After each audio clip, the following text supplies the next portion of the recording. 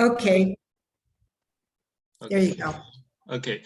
Good evening, everyone.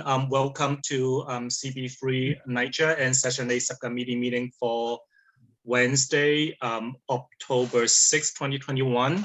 My name is Jackie Wong. I'm the Land Use Chair of CB3. As you saw in the email, Alicia sent you a couple of days ago, Troy's work schedule does not allow him to have the time needed to perform his duty as the subcommittee chair, and he has stepped down. We really thank Troy for his time served as chair, and I'm temporarily chairing this month's meeting. So we are conducting the meeting through Zoom tonight, and our district manager, Susan Stesser, is managing the platform. Susan, can you give a brief introduction about the Zoom functions and some guidelines? Sure. I just want to ask, well, I think there's only two or three non-members. Anyone who's not a member, would you sign in on the chat with your organization, please, just for our attendance? And we are not using the chat for questions or comments. It's for attendance or let us know of any technical difficulties. And after the presentations, the committee chair will call first on committee members, then on members of the public. And if everybody will just raise their Zoom hand to be recognized. And I think that's it, unless there's any questions. No questions? Okay, so I'm gonna do a roll calling just to take the attendance. Let me pull up the member list. Jackie Wong, yes. Alicia Lewis Coleman. Are you approving Yes. minutes also? No, I'm approving the minutes later. Just Yes. taking the, okay, thank you, Alicia. Eric Diaz. Canel Hernandez. Laura Lugo. Present. Thank you. Tariq Ramos. Sandra Strotter. Sandra. You're muted. Sorry, here. Thank you. All right. Troy Willis. Yes. Thank you. Ariana Troy. Here. I'm sorry if I mispronounce your last name. Troy, right? Pronounce it right. Thank you. Kamel Napoleon. Thank you. So tonight, our first item on the agenda is to approve the minutes for our May meeting. So let me know if, the minutes was sent to you early today. Some of the members are new, so you didn't attend the May meeting, but let me know if you have any questions, problems with our May minutes, or we just approve it. Okay, so I see no questions. The minutes are approved. And our second item on the agenda is informational presentation on PACT Engagement at Campos Plaza II. So I wanted to welcome Jim Sheldon from Nycha, who joins us tonight. For those new community board members who do not know Jim, Jim is our former assistant district manager, and it was a pleasure working with him. He gave me a lot of support on the land use subjects, and I really thank him for that. So Campos #1 already went through RAD conversion a few years ago. Jim, correct me if I'm wrong. I think it was RAD conversion, and this time they are looking for PACT conversion for Campos #2. I believe they already met with the Campos Tenants Association before tonight's meeting, and I guess we can hear more about the plan. Jim, you may start a presentation, or if you have any other comments. Yeah, let me just, before I start, well, first of all, thank you everyone for taking the time tonight, and it's a pleasure to be back here as well. So I am a community planner at Nycha, and I work in the portfolio planning and real estate division, doing a lot of resident engagement work on all of our real estate projects, but especially ones in Manhattan. One thing I just want to clarify, Jackie, is Campos Plaza I, I'll get into a little bit of detail. It did go through a conversion process, but it wasn't actually RAD. It was a unique thing that was not, we tried it at one point and it wasn't really replicated beyond that, but it was actually, there's a 50-50 ownership kind of consortium between Nycha and another other private owner at that site, and they manage the site privately. So that's kind of the similar piece, is that there's a private management entity there. But I'll explain the details of the PACT program in a moment. Let me share my screen. Let's see here. Okay. Can everyone see this nice and clearly and big? This Yep. PACT planning page. Okay, so please just let me know if at any point, I'm just gonna, one second, I'm gonna hide these controls. Okay, so Campos Plaza II, for those of you that don't know, is located on between Avenue B and Avenue C, kind of between, it's really on East 13th Street, but between East 13th Street and East 14th Street. And Nycha right now is in the process of introducing, we've introduced a program there called PACT. It's the Permanent Affordability Commitment Together program. We're in the very early stages of resident engagement on that program. Really, truly just started the other week, although there's a little background that I'll give you. And I'm just here tonight to kind of give an informational presentation to the community board. It's an abridged version of a larger hour-long presentation that we give to any resident body that goes through this process. But I just want to make sure you're aware of this, of the beginning of this discussion that's happening in your community. So the background I mentioned was that this is really the restart of the mayor's office announced PACT for Campos Plaza II, actually in 2017 into 2018, and there was discussion with TA leadership about it at that time, and it got pretty far along. But a number of things, including COVID, a changeover in TA leadership, it basically kind of derailed. And the new TA leadership wants to kind of take up those discussions and efforts again, and to kind of kickstart that process, which ended abruptly when there was a change in the old TA leadership. We've been working with the new TA leadership at Campos Plaza II since the summer, as well as working with property management staff and the service providers on site to kind of introduce the program and talk about concerns and priorities and details, which got us up to this point last week, or 2 weeks ago actually, on September 23rd and September 24th, where we had a big kickoff meeting to introduce this to residents. We had a public meeting at the community center at Campos Plaza. And then the next day we had a virtual meeting in the morning for residents that were not able to attend the in-person meeting. We had close to 90 attendees across those two events, which is quite good. And yeah, I just wanted to let you know, we always go to residents first with these things, but we also want to keep all the elected officials' offices and the community board aware of what's going on as well. So I'm going to kind of bring you up to speed tonight and answer any questions on this project. So let me move this forward. This is the agenda that we would do at a longer meeting, but I'm going to go through this a little more quickly to be just conscientious of your time.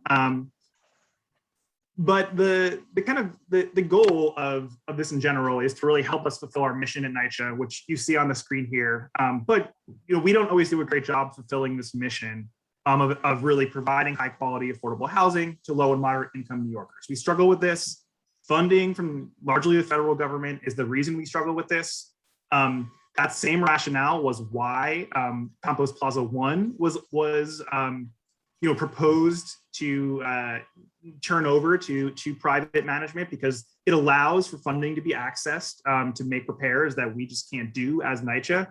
And the goal of this project, as we kind of conceived it, is to ultimately reunite this campus that very much was split up as part of this process. There's a renovated building on one side of the street and a typical Nycha building that's under-resourced and in need of serious repairs on the other side of the street. It was once a cohesive community. There's a cohesive site plan. We want to reunite that and ultimately fulfill this mission you see on the screen.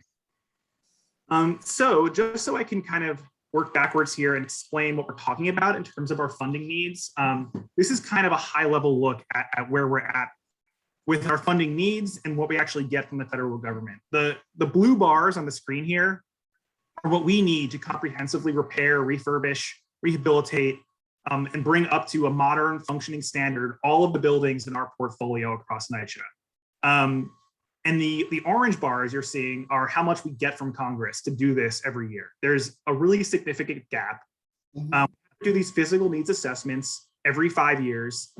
As of 2017, that was the last time we did it. We had a significant gap, as you can see here, but we actually know today the numbers got to be around $40 billion, so even higher than what you're seeing on the screen.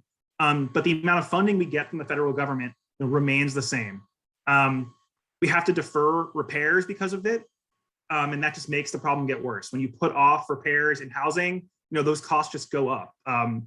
A small leak becomes a big leak. A localized problem with plumbing on one floor ends up being a plumbing problem down a whole line. These costs just grow as we defer maintenance here. What PACT does is it uses this program RAD, Rental Assistance Demonstration.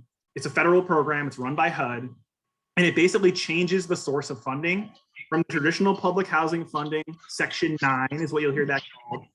It changes it to project-based Section 8 funding, project-based Section 8 funding. And the reason that we do that, I'm sorry, I'm gonna hide these controls that are blocking. We do that because it opens up more significant subsidy, basically more money. Those project-based Section 8 vouchers, that funding scheme, that comes in a really reliable way every year. It's really a large pool of money that we don't have to go back to Congress to get reallocated over and over again. It has bipartisan support in Congress. It's very secure, and it's just. I thought you overpacked anyway. Number in dollars. That big ass luggage. So. I'm sorry. Oh, no problem. If you're able to mute. Is everything okay? Yeah. Okay, so this Section 8 thing is a larger pool of money. But you're also allowed to do something with Section 8 money that we can't do with Section 9, which is borrow against that money. Basically, get a loan, take out a loan. In this case, public loan issued by the city of New York, that becomes an other pool of money that we're allowed to use to make even more comprehensive repairs. So kind of through this process, the pool of money we have access to is growing. The other piece of this that's important to point out is that typically there's a cutoff for project-based Section 8 contracts. They have to be renewed after a certain amount of time, 20 years. Through the RAD program, it's required that they be renewed automatically. So it just keeps getting renewed every 20 years without being kind of renegotiated the way that a typical Section 8 contract is, which is often a contentious negotiation, very difficult to deal with. This just gets renewed, keeps coming back with automatic funding every 20 years. One caveat is that HUD, the federal government, has to approve this deal, and it's contingent on us doing certain things. It's contingent on us addressing all the documented repair needs at a given building or development we want to put through this program. It requires us to commit to permanent affordability for residents in perpetuity, capped at 30% of income, the way it is in Section 9, public housing, and to kind of ensure, which I'll get into in a little bit, that certain rights and protections that exist under the traditional public housing program are codified and carried over, grandfathered in as part of this process. So let me advance this slide. So how does it work, right? What does PACT do? The big piece is that it functions by creating a public-private partnership. We as Nycha would be entering into a partnership with a private or a not-for-profit development and management team, as well as a social services team. Sorry, I know this is blocking the screen. That's a partnership we create. Our role changes as Nycha. We remain the owner of the property. We own the land, we own the buildings, but that new partner has to make all of the repairs, like all the major capital repairs, and then they become the on-site property manager. And they do this by signing what's called a land lease. So they sign a lease with us for 99 years, and they're responsible for doing the repairs, completing them to a level that we see fit and is defined also by HUD, and then operating the building and maintaining the building, which Nycha used to do, but they will become responsible for that going forward with our oversight. The big piece of this, I think, to emphasize is that they also, besides doing all the repairs, they bring on social services on site. They bring on a social work team, and they can also do repairs. The scope of this can include things like improving the community centers at these buildings, including the grounds and landscaping at these buildings. So it's a pretty comprehensive scope beyond what we usually do and can do through public housing capital funding. Nycha's role changes, like I said, but some things stay the same. So, we remain the owner, we remain the owner of the building and the land. The new property manager would be where residents go to, say, file a maintenance request, open a maintenance ticket, but we would still do certain things as Nycha. We would still certify residents' income annually. We would still set the rents annually, not the manager. They can't change the rents. It's based on what we decide and informed by the federal government. We would tenant vacant apartments. We'd fill vacant apartments based on our list, the Nycha Section 8 waiting list. So it's not just filled up by who the new partner wants. It's based on our lists that we maintain. We also monitor conditions at these sites. We are increasing our oversight role. This is lessons learned from past projects. We're going to stay in a significant oversight role through the 99 years of this lease. We're there to resolve and mediate any issues that come up between residents and the new property management team. We don't suspect this will happen because we do a 2-year lengthy engagement process to choose the correct team with resident input. But say there is some, irreconcilable conflict or breach of contract, we could ultimately remove those new management teams or find a new management partner if need be. But we don't suspect that will happen because we'll do a good job with the selection and engagement process.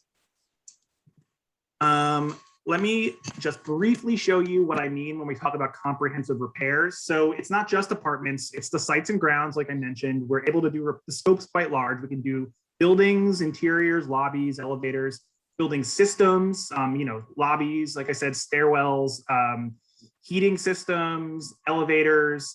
We can do solar in some cases. We can go behind the walls, which is often what's needed to replace whole lines of plumbing and stop plumbing backups is common. Roof replacements is a common need. Windows across a whole set of buildings. We go into units and replace completely kitchens, bathrooms, floors, in-unit windows. We replace all appliances as part of this process. It really is comprehensive in nature. We do this work largely with the goal of having residents remain in their homes while construction is happening, which can make the process be lengthy, but it disrupts people's lives as little as possible. That's the goal here. There were some extenuating circumstances, say if lead or mold is found where as we're doing construction, where it might become dangerous and where we need to remove residents for their own safety. Or residents may choose and say there's too much noise, there's too much dust, there's too much, I just don't like this situation during the construction. To accommodate both of those situations, when vacant units come up, as we move forward in this process, we renovate those first. We set them aside as what we call hospitality suites, and we move any residents into there that need to be moved in if the construction is creating a hazard in their apartments. But otherwise, we don't plan to do this work in a way that requires people to move. It's you stay in your apartment and we work around you. The apartments have to be in working order at the end of the workday at 5 o'clock. The water has to be back on. Construction materials have to be put away. It has to be clean. It has to be functional. So that's the standard we've set for this process. It makes it go slower, but we think it's a lot better for residents, especially senior residents, which we have quite a few of in our Nycha buildings. The other thing I just want to emphasize that's not on this screen is we also require comprehensive security plans, waste and pest management plans. Of course, this is a big problem. We know, waste management, pest management, rodent controls is a problem in Community Board 3, Community District 3. Nycha's no exception. That will be part of this as well. We require the new development teams to make a plan around all those issues with residents and with us in the process leading up to a transition to project-based Section 8.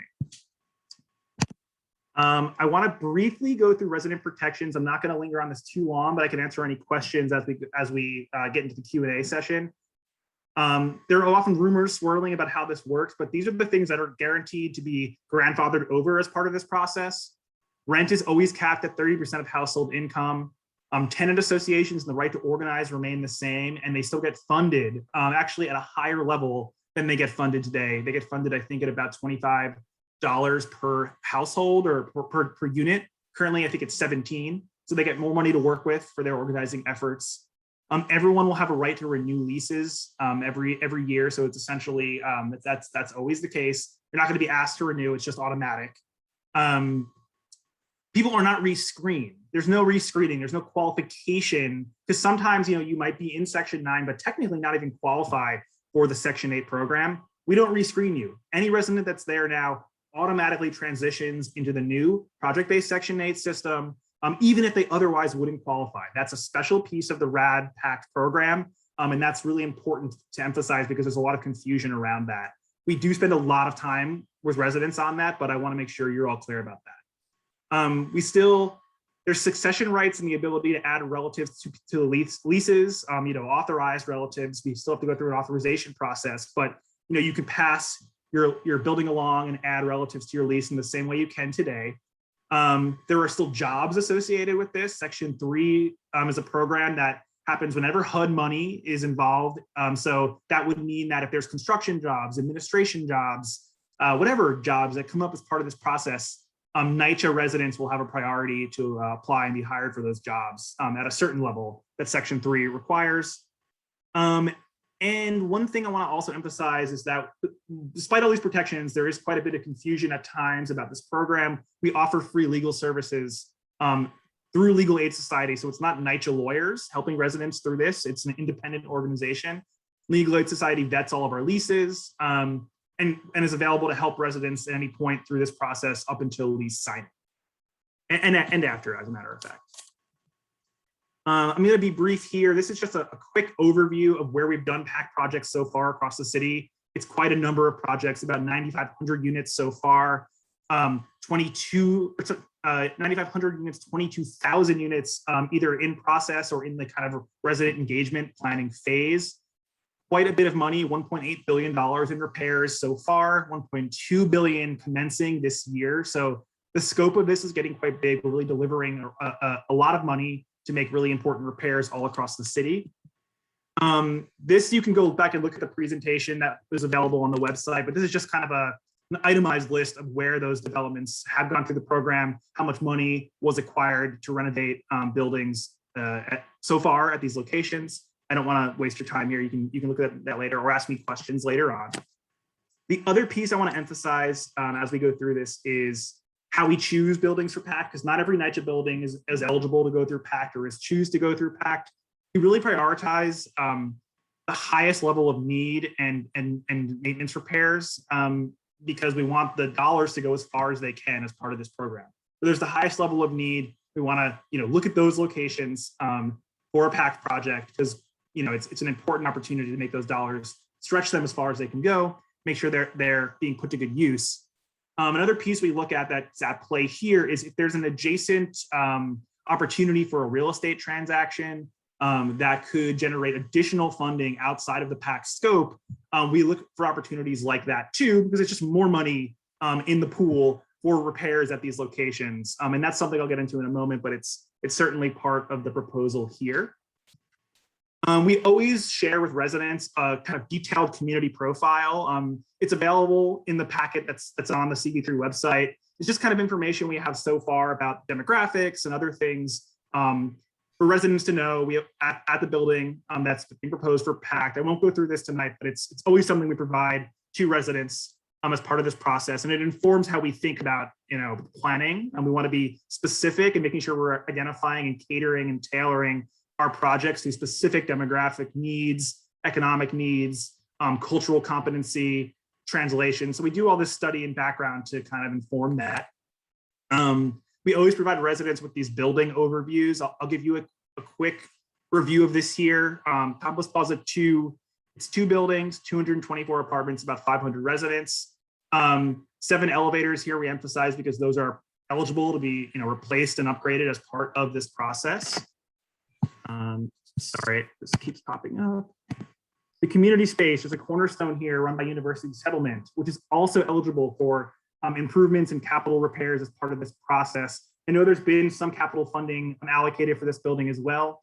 Anything that comes in outside of PACT through the traditional path of Nycha capital projects is it's all going to be happening, right? We'll do those capital projects and then we'll supplement that and coordinate that as needed with money we generate through a PACT deal to make sure that we have a really great modern community facility here on site. We've been working closely with University Settlement, envisioning and planning around this as well. One of the pieces that I really want to emphasize with you all here is this real estate opportunity, because this is unique. It's not something that happens at all of our PACT locations, but it is at play here. There's a potential to redevelop a privately owned site to access additional funding for upgrades at Campos Plaza II. This could be separate from the PACT project, but we've been approached by the private property owner to work on this around the same timeline, coincidentally, and there's benefits to that. So we are talking with them about this now, which is why we're informing you about both at the same time. It's what's called an air rights sale is what they're proposing. Air rights are essentially the unused space above existing buildings or open spaces based on zoning. They can be bought and sold and transferred in certain situations in New York City. In this case, there's a neighboring plot. They want to combine our lots basically and transfer those rights over to their new building they're proposing in exchange for cash benefits delivered to Nycha, which we would use at Campos Plaza II. This is an as of right proposal if we were to go through with it. It doesn't require city approval, but we're in very early talks with the owner of this site now, but we don't want it to come to you early just to let you know about it. It is a site on the corner of 14th Street and Avenue C. It's a vacant lot right now. The owner has approached us about an air rights transfer. They basically, what it means is they will be able to build a slightly larger building than they can as of right, although they can build a pretty significant building as of right. Mostly what this helps them do, I think, is reconfigure some of their floor plate in a way that's more functional. In exchange, we would have to use the money to make upgrades at Campos Plaza II that we would get for that sale of air rights. They have to be used at Campos Plaza as part of this proposal. The other piece of it is because we're in discussion with the private property owner, we know some details about what they are proposing. And it is kind of in flux because it's early in the process, but they're talking about a 25-story building. It would be 135 apartments with 30% set aside as rent regulated, according to 421A standards. They're going to use the 421A program. Nycha would be kind of facilitating conversations between resident leadership at Campos Plaza II and this property owner to kind of negotiate the terms of this deal. We can have conversations with them based on resident input about some elements of the design of the building, what future retail uses on the ground floor might look like. If we can set aside community space for Nycha residents to use in the building or other residents, we want to push to do that if that's what the TA leadership and residents are asking for. And also we can talk to them about kind of coordinating to integrate the building into the rest of the campus over here, and especially to be communicating and working together with us around issues like public safety, job opportunities that may come up through this. But ultimately, we're still early in the discussions. I think the best way to think about it is that it's a potential, we have to do our due diligence, because it's a potential for more funding for a building that we steward and are responsible for. So we will update you as we learn more, but that's really what we know at this point in time. I'm going to skip through some of these demographics because it's just information to look at later, but it's not unique. The demographics of the neighborhood from all the work you do every year, your district needs statements, but we do share this with residents just as background information when we present to them.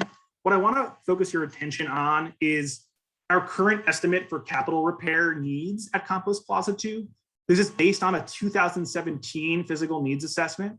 We have to do these every 5 years. So we knew as of 2017 that the need here for capital repairs only would be about $32.2 million. We must address and find the financing for all of these as for approval of our PACT project. But the thing is, it's actually going to be bigger than this, even though it does account for all these different buckets you see on here: apartments, buildings, common spaces, building systems, and sites and grounds. We're also going to need money for those, community spaces, social services on site, security plans, other things that are beyond this scope. And also, this cost has just gone up because of inflation, because of deferred maintenance. It is 5 years later. So the TA leadership at Campos Plaza II has asked that we prioritize doing building inspections earlier in the process than we normally do. We're going to do this actually starting on October 18th. to make sure we have the most up-to-date assessment and sense of potential cost and scope. This is really just a very ballpark estimate. It's going to be larger than this, and those assessments will help inform what exactly is needed. And I just want to be clear that that was the request of the TA leadership, and we are going to plan to do that in October to help inform what the real need is at this location. Let me briefly, we have a website. We actually are still in the process of putting our Campos website up. It's going to go live, I think, next week. But we have this PACT page that just gives you general information about all of our PACT projects if you want to get a sense of what we do as part of this process. I'll share this link with you again in the chat, maybe at the end of the meeting. I want to talk about what our resident engagement process is and how long this would kind of look like. Construction would not start for about 2 years if this was approved. We're still going through kind of a sense of figuring out if the TA leadership and residents here want to go through with this project. But if they do, it wouldn't start for about 2 years. So we're really in early conversations, the summer, fall 2021 listening and learning period. We're doing the preliminary meetings and outreach. We're engaging with TA leadership and residents at large. We're going to do the building inspections and apartment inspections, like I said, in the next week or two. At that point, if the residents want to move forward, we will continue to do, we're actually going to do another workshop with residents about rights and responsibilities. But if they want to move forward with it at that point, we will plan out a series of additional workshops and meetings going through the next 6 months or so. In winter of 2022 or maybe early spring, based on resident input, we would introduce the PACT partner, the private development partner to residents. I should say this is unusual. We are going to have to design a new procurement process if we go through with this, but the resident leadership here has specifically come to us and asked that we bring on the same management company that exists at Campos Plaza I so that it becomes a cohesive management system across both buildings. That's L&M. We have to design a procurement process specific to that, but that's going to unfold, as we get into more conversations with the resident leadership and figure out exactly whether they want to proceed with this or not. We'll still have meetings at that point. In spring of 2022, we'll start doing detailed plans with that new partner about rehabilitation, what their management plan will look like, what social services they'll provide. HUD will review our entire proposal, approve it or not. At that point, we would start having residents sign new leases. We use a standard lease. It's on our website. Legal Aid Society has vetted it. Residents can even go look at it right now. It's going to be the same thing. But we do have to have everyone sign a new lease because it is a new program. It becomes project-based Section 8. It requires a new lease. We'll do legal clinics around that as well at that time. That gets us all the way to winter 2023. If it all gets approved and goes as planned, we would start construction then. It would transition over. The new property manager would take responsibility for the day-to-day operation, and they would start construction at that point. It would then take probably about 2 more years of construction, although we're optimistic we can move a little faster here because it's only 2 buildings and it's only 220 something units. We may be able to move a little bit faster if all goes as planned. I won't stick on this too much. This is really just an outline for residents to know about what the immediate plan would be for our additional engagement in the coming months. I share this to you just to point out that we're constantly engaging with residents. If we go forward with this process for a number of reasons, we're having meetings multiple times a month. We're having meetings with TA leadership even more frequently. There's a whole path forward that's very comprehensive up until the point that we transition over, that Nycha kind of helps steward and make sure residents are engaged and that their priorities are being centered in the decision-making and in the design and planning of this process. So with that, I know I was rushing, but I want to take time for questions and not take up your whole evening. This is the website link you can always go to look up information about any of our PACT projects. And then this is more for residents of, anyone can call this or email us for information, but this is what we give to residents. We operate a 24/7 email and phone hotline for residents who are, going through PACT, have questions about PACT. We get back to, it's a voicemail system. We get back to you within a day or 2 to answer your questions. If you hear anything from residents of Campos Plaza II and about this, and you're not sure what the answer is, always let them know to please contact one of these hotline numbers. We really want to make sure we're always in communication through as many avenues as we can be, because there's a lot to take in. It's a complicated process, but we want to be available to residents as much as we can. So with that, I'm happy to take questions. However you want to facilitate this, Jackie. I'm going to stop sharing my screen now. And yeah, I'm happy to answer any questions. Thank you so much, Jim. Thank you for the presentation. So I'm going to open up for questions. Anyone has questions, you can just raise your hand. Oh, I see a hand. Alicia. Hi, how are you? Thank you, thank you everyone tonight for the contribution of this information for the Campos development. I do understand that the management company is being asked to stay on, which is a really great thing, actually, because what that will mean is there will be like a cohesiveness amongst the residents there. Whereas right now, I understand that there is a separation, and I do know that it is very important for us to have a unity. So one of the things I'm asking is that if there's a person that is in the development of the other side, which is, I don't know, Campos 2, to go into Campos 1, if there's a 3-bedroom instead of a 2-bedroom, will they be able to go into the other building? And how will that look like? And also, are the residents really understanding what being a project-based Section 8 development will be for them? Thank you. Yeah, those are two great questions. It's a little bit of a unique situation here because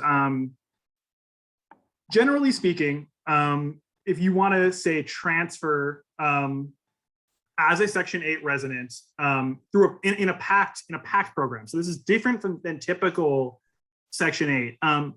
We allow that to happen within a development, and we also have to address what's called right sizing. I mean, we do this in a regular Section 9 building as well. There are sometimes situations where, say, there was a family for many, many years authorized to live in a 3-bedroom. Children grew up, moved out. Eventually, they're asked to what's called right size and move into the size unit that's determined by HUD that's appropriate for that smaller sized household.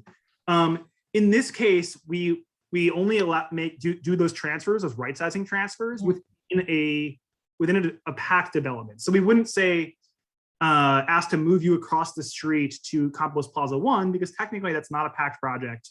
I think we need to still work out some details about if there is any ability to do transfers across those programs. I can follow up and get back to you on that in writing, but generally speaking, it would happen within a PACT project. Now, another thing you can do as part of this process, and also what I should emphasize, one thing about right sizing is we only right size in a building, which is unique from typical Nycha, where we may ask you to move somewhere else across the borough, for example, to be right sized. So it actually, you might be identified for, say, a downsizing as I described, but it might not happen for years possibly because you have to wait for a vacant unit to be available in the correct configuration. What we found is they don't happen as frequently as it seems may happen at first. Now, the other piece about mobility, Alicia, that I think is important to know is these are project-based Section 8 vouchers that stay with a unit, but after 1 year of living in post-conversion, you can apply as a resident for what's called a mobile Section 8 voucher. You have to get approved for that, but so far we've had no issues with approvals. And you can take that and apply for housing anywhere in the country, in Puerto Rico as well, any municipality that has an operating Section 8 program and accepts these vouchers. As it stands now, we've had a very high success rate. Everyone's been approved, but we actually don't get that many applications for the mobile voucher because generally people seem to be satisfied more or less with the repairs that happen. But there is that path for transfer and mobility. The other piece was, do residents have a good sense of what the difference is about becoming a Section 8 tenant? I think that's our biggest challenge in communications because, as you've kind of described and heard, this isn't even the typical project-based Section 8 rules. It's kind of a hybrid of many of the protection responsibilities that currently exist in Section 9, kind of melded into the Section 8 voucher system. We do try to communicate those details as clearly as possible. The next big resident meeting that we will hold is specifically an hour just targeted on what the Section 8 program looks like, what it will look like under PACT, and then an hour of just Q&A with our Section 8 staff, just answering any questions about that. And then in addition, further on in the process, we do similar meetings again, and we have legal clinics around that. So you're right. I think that is the biggest challenge. We're really trying to work on communicating that as clearly as possible and dedicating a lot of time and energy on that.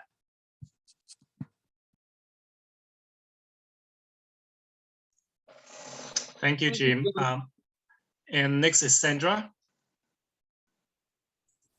Hi, Jim. It sounds a great deal like the HDFC program, which was what I live in. It's a compilation and it's a relationship between, for me personally, it's the Catholic Church. It's private industry, public, right? And it really works well. The private industry brings a lot to the table. For me, it brings Catholic charities, right? So the social issues, things are addressed. So I think it's great on that aspect. I have several questions because I kind of really can relate. During the renovations, for one, are tenants going to be given an option whether or not they want to stay in their apartment? Will you have available apartments ready for them if they make the choice to stay out? What if they have health issues and they can't take the dust? So also part of the question is, will they be compensated? Will they get a rent abatement? That's the first part of my question. And the next part is, how will the private industry, given the fact that the residents are paying 30% of their income, how is the private industry going to apply to HUD for rent increases? Because we're talking about capping the caps, right? The rent may stay the same for most low income, but we do have working class people in there also, and it really touches them when that cap raises. Those are my questions. Thank you. Yeah, those are great, really great questions. And I probably, in the meetings we have with residents, we spend a lot more time. I went very fast over this. So I'm going to try to make sure I answer this really clearly. The option of staying in place, that's kind of the standard procedure, unless we find something hazardous, mold, lead, something that just requires relocation. We always offer the option. So the standard practice is you stay in place, but the option is there for anyone who wants it as long or short as they need to be moved out of that apartment during construction. The way we do it is we set aside units like if this starts to move forward, as soon as we know it's going to happen and we bring on that new partner, as vacancies come up, we'll start leaving those vacant. We won't re-tenant them ahead of construction. So we'll have a handful or more of apartments available. Those get renovated first, so that anybody that needs to be relocated will be able to move into those, what we call hospitality suites. And it could be, a few hours one day, it could be a month if they need, although we don't suspect that would be the case because construction shouldn't take that long in the way we do it. There have been instances where we've discussed compensation. It's not standard by any means. It's kind of a discussion with the new property manager. But that being said, the plan as it stands is to stay in place, and the option always exists to move. We would only move people within the building, in those hospitality suites. So it's not like moving out to a hotel or something, or moving to another Nycha building. And if that means the construction moves more slowly, then it just moves more slowly. That's just the standard we've found. Residents are happier with this. It's less disruptive, and that's the plan. Now, the question about the rent caps is really complicated, and it's a great question, because as it exists now, in a Section 9 Nycha program, you may have residents that, for whatever reason, become what we call over income, which is, they might kind of qualify out of the typical the typical standard for you would meet to enter into Section 9 public housing. But we don't ask you to leave. We just have to recalculate your income. I'm sorry, I dropped my phone. The way we do that is with standard flat rents. So based on your household composition and a strange calculation that the federal government has created based on like fair market value in a neighborhood, they come up with a flat rent that you pay if you're over income. Now, what ends up happening is if your household keeps recertifying income and say you're making $120,000 a year, you may not be paying anywhere close to 30% of your income because there's a flat cap.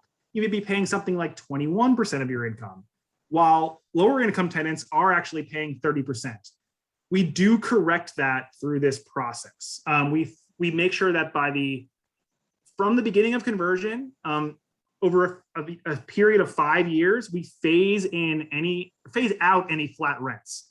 We would kind of gradually increase your rent to get it up to 30% of your income in a phased way over 5 years. So at the end of 5 years, everybody in the building would be paying 30% of rent, even if they had a flat rent before. So this does mean rent increases for some higher earning households. We know it's about 20 households at Campos Plaza II.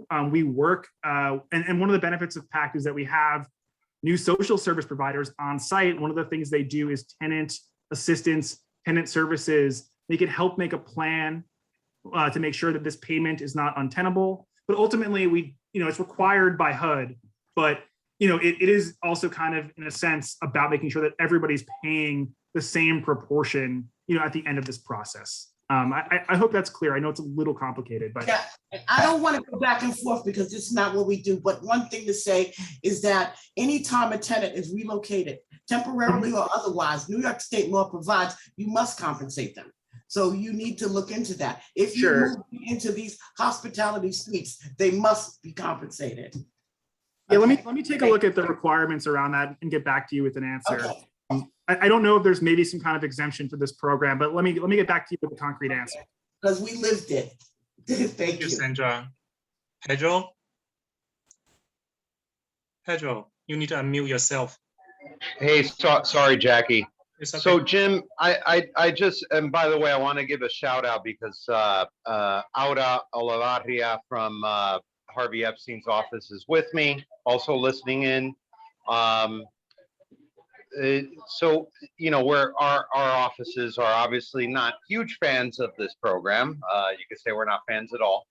But if we do get a $90 billion infusion to the national public housing system with this infrastructure package, what does that mean for RAD in general?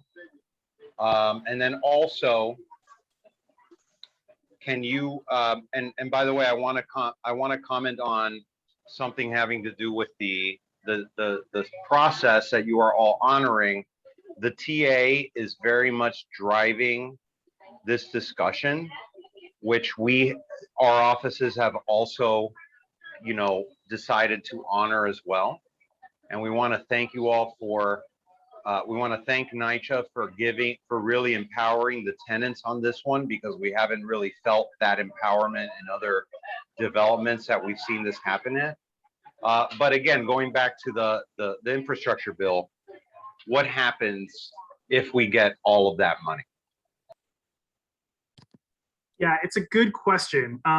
I will say that the honest answer at this point in time is that we're going to plan and proceed like we're not getting that money, right? Because I think for us, the way of looking at this is we do have a responsibility as the steward of these properties to make sure that they are, up to a certain standard, that we're not meeting today, we're not fulfilling that mission, and we have an obligation to, pursue whatever avenues exist today as funding opportunities to really, do make repairs that tenants deserve at these buildings. Now, we don't have that money in our hands today, so we're gonna move forward like it's not ours, and that we have to continue thinking and planning like it's not ours and that a PACT is the only option we have at the moment. That being said, if we got a $90 billion infusion of money towards our public housing authorities, and on top of that, the HUD secretary used her discretion to funnel a large number of that, beyond the required formula to Nycha specifically, that would dramatically change our capital budget in a way that we basically never seen in our lifetimes. And I think it would probably require some rethinking about how we're proceeding with programs and where funding and how funding is being spent. But we can't really, at this point, we're not willing to talk too much about that because it's so up in the air. We just, until that check's in our hand, we really have to plan, for it not coming in. The other thing I do want to emphasize is that PACT does provide us with some opportunities that aren't necessarily available, even through that infusion, a major possible infusion of capital money on the operating side. Things like bringing the on-site social service providers on, doing some really significant, maybe green retrofits for these buildings that wouldn't necessarily be fulfilled as a mandatory requirement, of meeting our capital backlog. I think it would be great news if we got that money, though. I'll say that, and we have to reassess things at that point. Thank you, Jim. I also have a question, Jim. Under PACT, Nycha will enter a land lease with a private entity, right? So given right now, Nycha properties are not really profitable. I'm not just talking about Campos #2. I'm just talking about like properties across the board. So I'm just wondering, like, what kind of, are you charging, charging rent from these 99 years tenants or not? Would that become a capital source in the long term or not? I guess that's the question I have. And in a previous meeting I had with you, you also mentioned that PACT is different from the blueprint and that PACT does not require state legislation. So, but then when I'm looking at the materials, looking like from the financial perspective and real estate perspective, I don't see that much difference, to be honest. I mean, could you tell me the real difference between the two proposals, please? Thank you. Yeah, so the short answer to your first question is they would pay us a fee. They're renting. It's a lease. It's revenue generating for Nycha, and that can be used for a number of things. But I do want to emphasize that the responsibility to make the capital repairs and do the operations is still on that private partner. And we would finance a hefty package up front to do all those repairs with our transactions team to address that up front. But yeah, over the long term, they do make lease payments to Nycha as a term of this relationship moving forward. Which is good for us. We have struggled to generate revenue, and we retain public assets here while getting money from a private partner that helps us sustain our entire system. The question about the difference between the blueprint and RAD, is there some? So I guess a big one is the kind of relationship of tenant governance, right? The blueprint did have that trust, right? That would kind of have resident representation on the board, guiding the process and kind of being the steward of those buildings that would go through the blueprint. There isn't, a resident body beyond the TA leadership that is in sort of a management or decision-making position long-term in RAD. It's still the manager making the management decisions. It's still Nycha doing the oversight. There aren't tenants sitting on a board with us making those decisions together, which was something we proposed through the blueprint. There were some other differences. Maybe what would be helpful is like, are there things that you're seeing that you feel like are the same that I could try to help, parse out the differences? Basically just the financial side of it. I don't see like. Oh yeah. Well, the financials, the real estate side from vouchers they can borrow against them, right? Yeah, so it looks like to me, looks like they are Yeah. very, very similar in terms of, I mean, I didn't look into the governance structure, but I was looking at the ownership structure and also the financial structure. Looks like they're very similar to me. Yeah, they are similar. It's a similar mechanism. In both cases, we're trying to creatively come up with a way to use the readily available Section 8 vouchers that are reliable, have bipartisan support, and always get funded as basically a workaround to finance our projects and fill in the funding gaps that we just are never met by Congress in Section 9. So the financing is similar.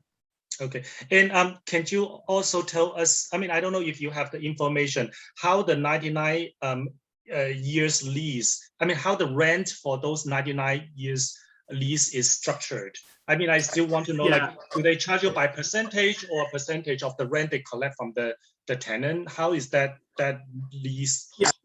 I do think it's actually negotiated. The terms are different project to project, but let me consult with the transactions team. Maybe there's like, I think I may be able to get you some either like standard-ish examples or just a general sense of how we prefer to structure those. But I don't know that there's one standard, but I will get back to you with a written answer on that.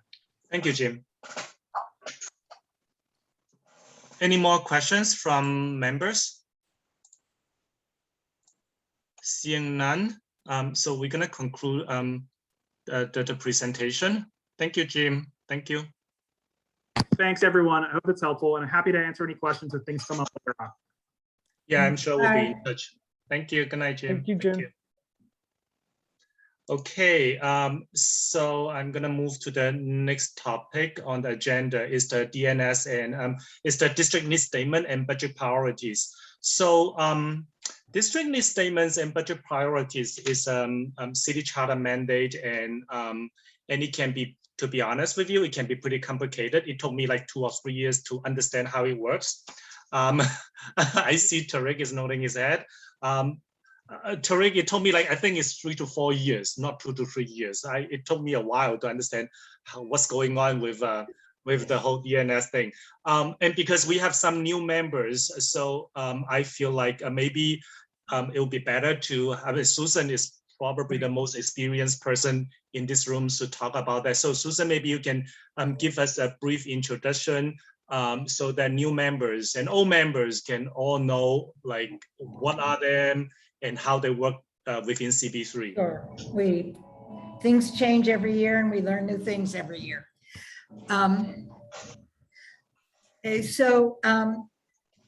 We're voting tonight on a district needs statement and budget priorities.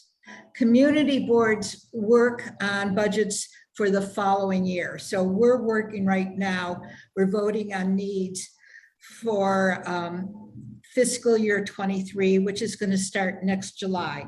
That makes it even more difficult because you have to try to project what's going to be needed next year. So the first step is the district needs. The document describes our community, geographic, demographic, socioeconomic conditions that give rise to needs. And we, if possible, assess the needs on how to meet them. That could be through a budget priority, or it may be that we don't have a way to meet the need, but we at least want to name it and have everybody be aware. The district need is not a policy document. It's the assessment of needs for our specific district, and all the information is always documented. So all the committees have actually finalized their district needs. So I think Jackie sent the Nycha section to everybody, and that was worked on through, I think, May through July.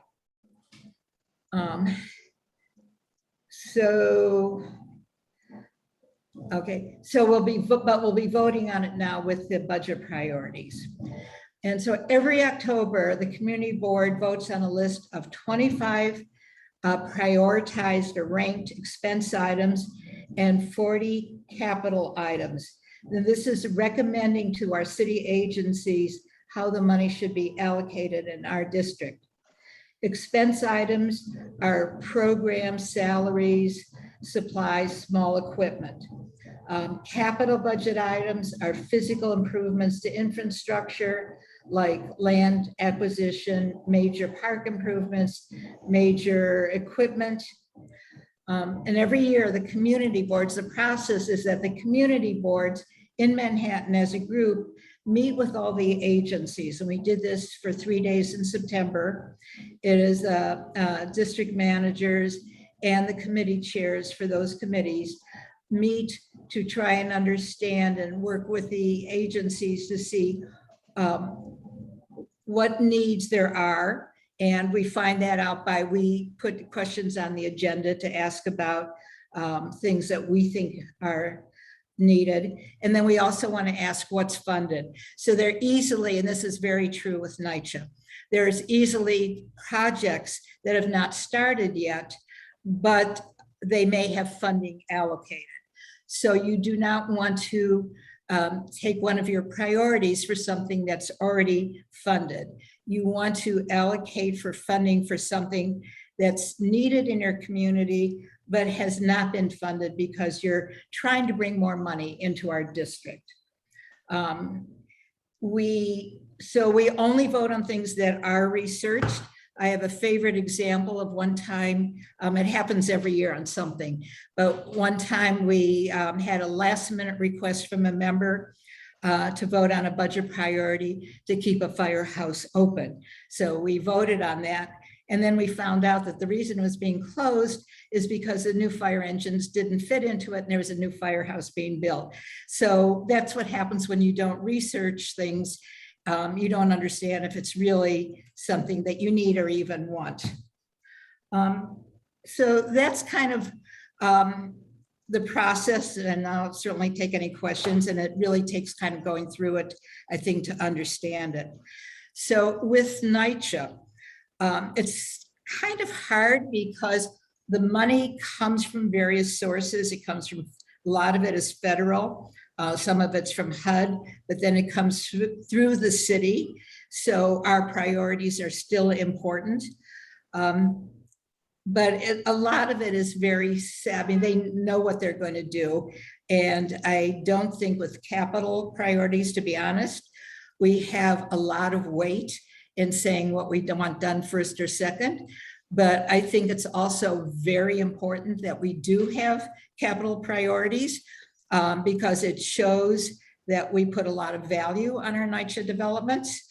For expense priorities, I think we do have a more weight when we say a program such as, say, waste management maintenance workers.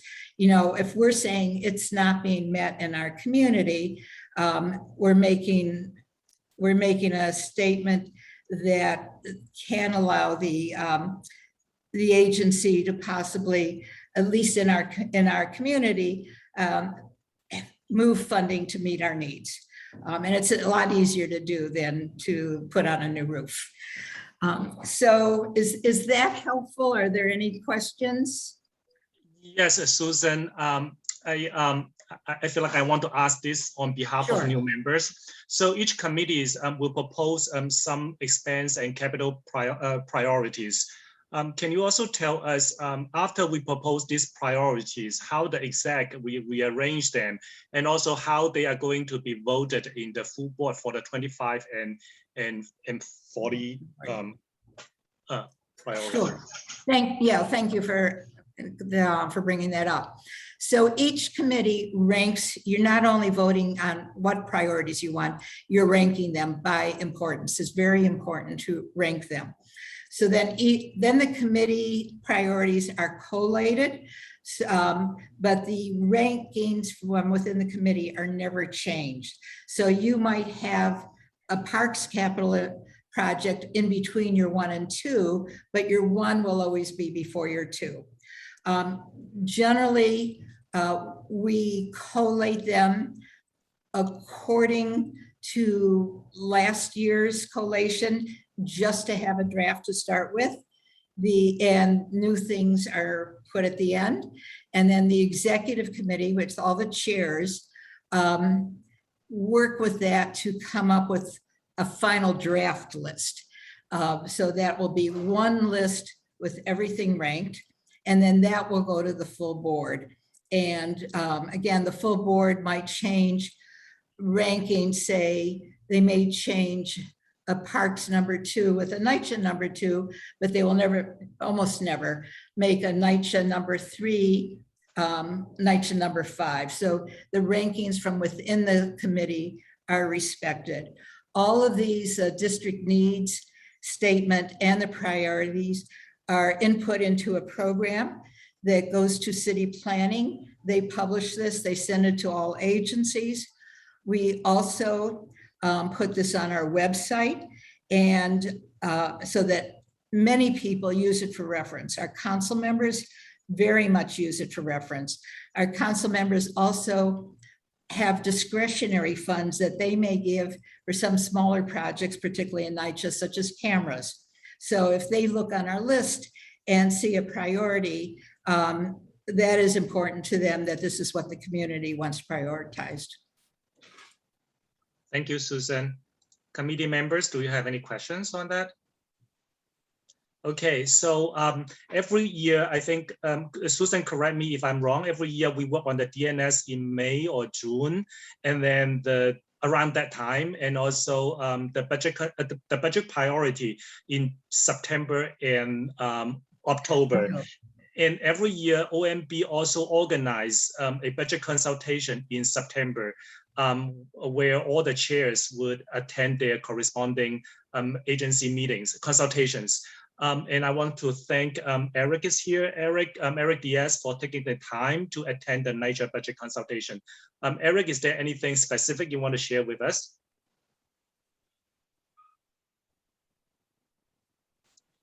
Probably not. I'm just going to move to the. Can I mention something about that, Jackie? So at the budget consultations, different administrations are more forthcoming about what is needed or whether they want to say that everything is fine.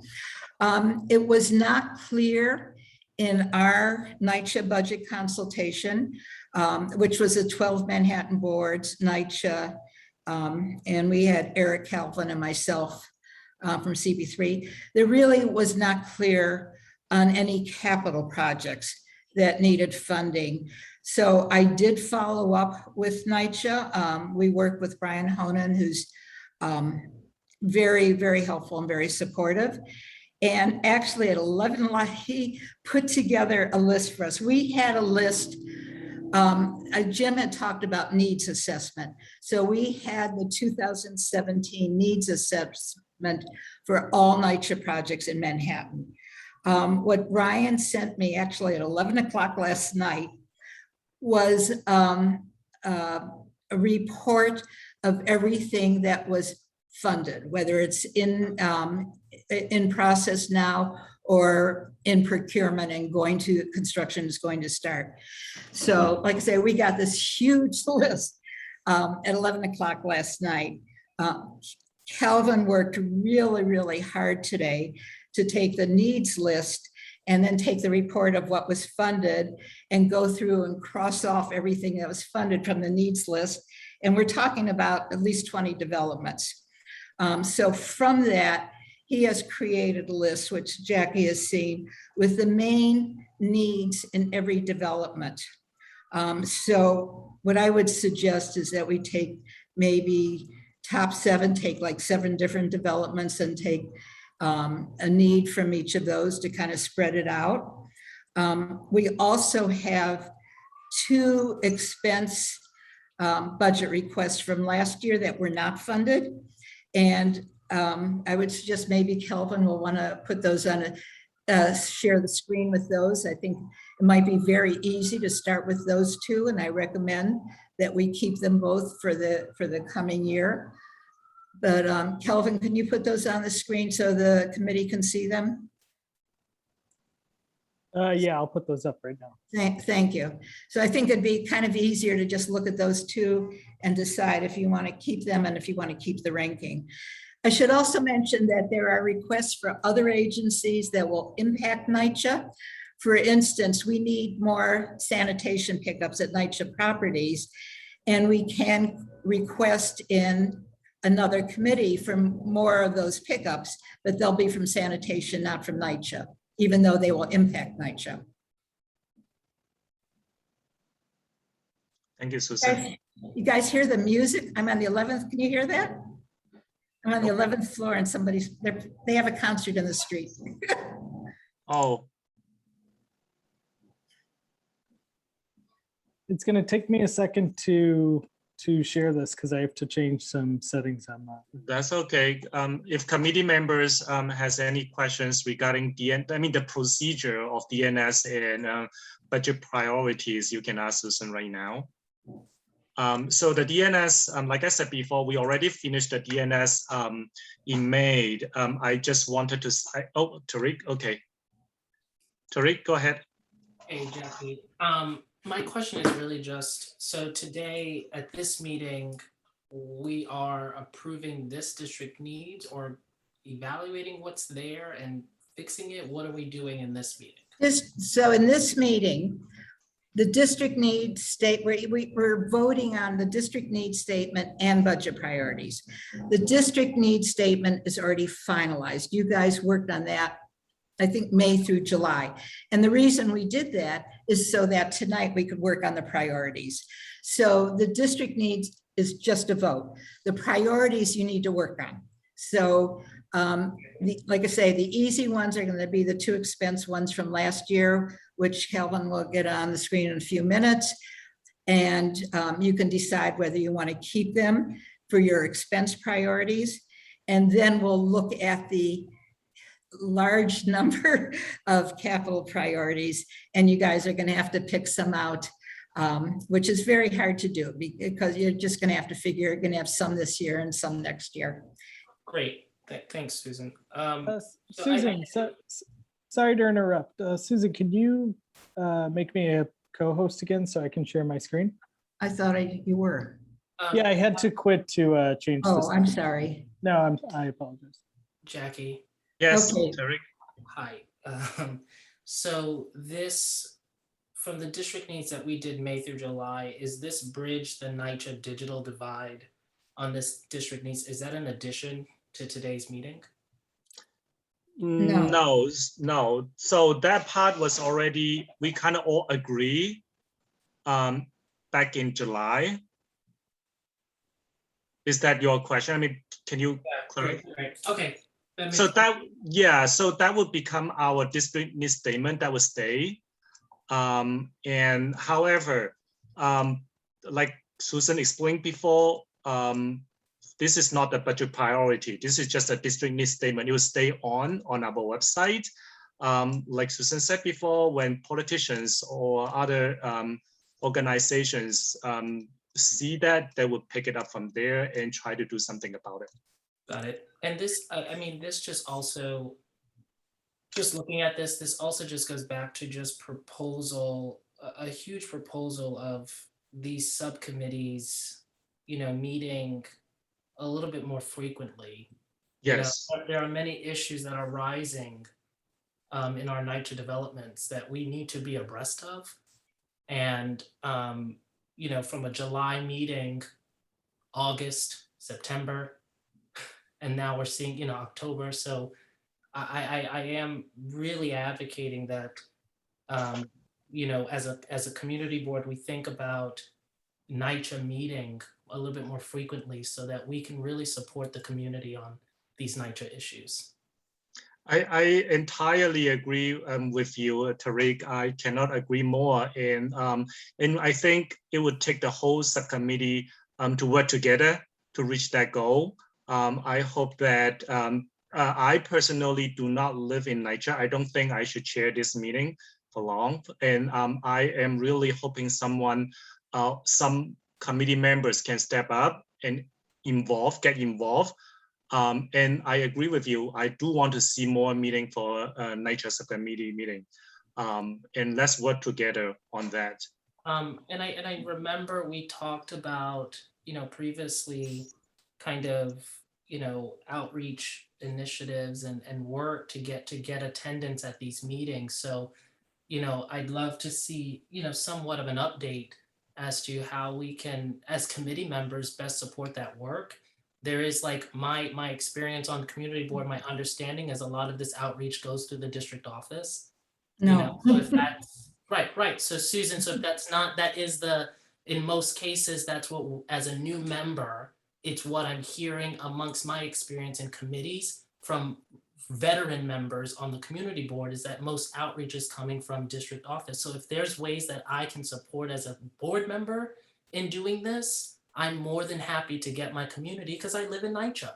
So I'm Okay. more than happy to support this. So could I ask, and I'm happy to talk about that, but right now I think we have a lot of work to do, which is why, you know, I'm on here for the priorities. So if we could maybe have that, and I'm worried because there's so much there, I'm worried about getting it done.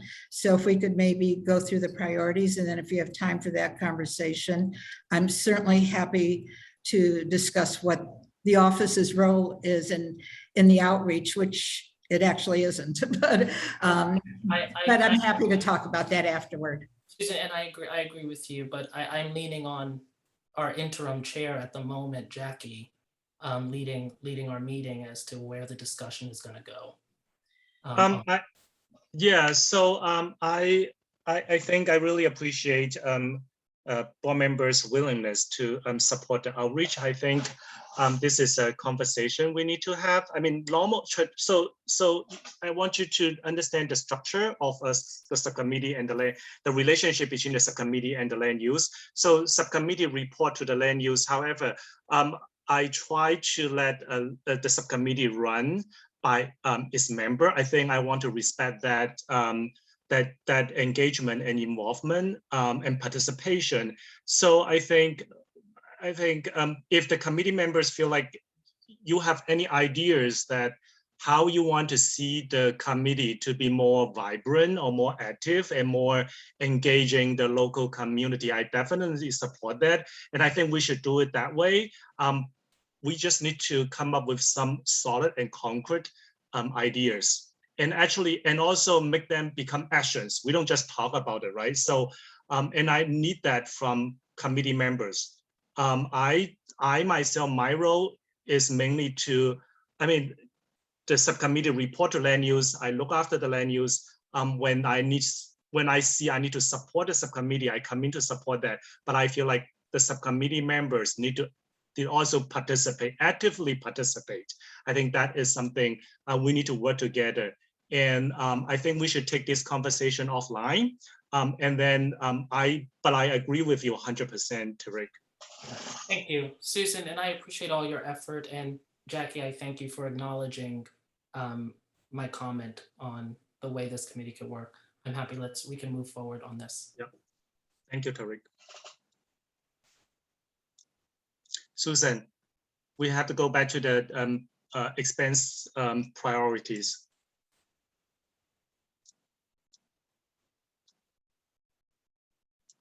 Kevin, are you going to? I'm sorry, I didn't realize I was muted. So you have on the screen the two expense priorities that you submitted last year. And we get answers to all these priorities. And for these two priorities, Nycha basically said they didn't have the money and wouldn't have unless they got it from the federal government. So there is still a need to advocate for both of these expense priorities if the committee wants to do that. And the 7 and 20, they were ranked 1 and 2 from this committee when they were collated. They became 7 and 20. So that's up to you on, this is the easy part to decide whether you want to keep these two priorities. Committee members? I have a question. Troy? Yeah, if we don't keep these two priorities, what happens? You just won't be advocating for them. I mean, they're you know, there's still a budget line in Nycha, but they're just not getting strong advocacy. This is about advocacy, trying to bring money for certain needs into our community. So they will still be in the budget line. It's just that Community Board 3 is not saying these are very high priorities for us. Okay, but we don't get an opportunity to pick something else? Well, that's part of the process. And what I said is you're not voting on anything that hasn't been researched. So in July, everybody in the board was given an opportunity to have anything researched, to submit any questions to the agencies and have them researched. Right now, if you were to suggest something brand new right now, you would have no way of knowing what the funding is. So that's why the process takes quite a few months. And the meetings that Jackie was talking about that happened in September with the agency was to answer our questions about what is funded, what isn't funded. Is that helpful? Does that explain? Okay, thank you. Yeah, it's kind of like a projected amount, a projected idea of what we think is going to happen. And Tariq, did you raise your hand? Okay. So that's kind of learning every year. And so it's really important in June and July when your committee chairs and when I at the full board, which I really do, is saying, this is the time to submit anything you want to have researched on priorities. We do that in June and July, and I send everything in to the agencies in July. And I don't know if you looked at the questions and answers that Jackie sent out, but all those questions were submitted by community boards. I can give you, I'm sorry, Tariq? No, you go ahead. You go ahead. No, you go ahead. No, you were talking. Finish. No, it's okay. Go ahead. Go ahead, Tariq. No, I was just going to say that these two seem important to me. That I think we should be keeping them, even if they're carrying over. But I'm in proposal of keeping these two things. Thank you, Tariq. Alicia? Yeah, I moved to raise number 20 a little higher on the list because this is just 1 and 2 for you. This is 1 and 2 for us? Yes, when they were collated, were collated, they became 7 and 20. But you're only ranking, you have 2 priorities. So you're ranking which one do you want first and which one do you want second? Oh, okay, so I think they're good right where they are. I don't know how everyone else feels, but I think they're good right where they are. These are really, these 2 are very good. I agree too. Yes, I Thank you. second. Can we say if there's no objections, we'll go on to the capital, which is going to take a lot more time? I think we can go to the capital. Okay, Kelvin, can you screen share the capital? It's got a lot of pages. And maybe the best thing to do, Jackie, you and the committee will decide this, but maybe what you would like us to do is slowly show them all to you and then go back to them so you have an idea of what we're looking at. Would that be helpful? Yeah, so I browsed through them this afternoon. I feel like, so they are basically certain capital project categorized by their by the different properties. So I think if Kelvin scroll down the page slowly, very slowly, then the committee member should be able to see the items. My concern is that this afternoon when I look at that, my feeling is that they are very each property in each complex. So we are basically picking up like which properties or which complex is in more need than others. Or Susan, you are shaking your hand. You are shaking your head. That's exactly, unfortunately, what you have to do. And if you want to keep all of the developments on, you can keep them on from the committee. They will drop off the final list because after the list is collated, we're going to have 1 through 40 and everything else is going to be dropped. But if you want to keep them all on, in a sense you can, but you're going to rank them. So your ranking will provide which ones are going to fall off or not. If I could just make one suggestion, Meltzer is a senior Nycha, and you might want to give consideration. It's really old seniors, and you might want to give some consideration to Meltzer, although their needs are not as dire as some of the others. Tariq and then Alicia. Thank you, Susan.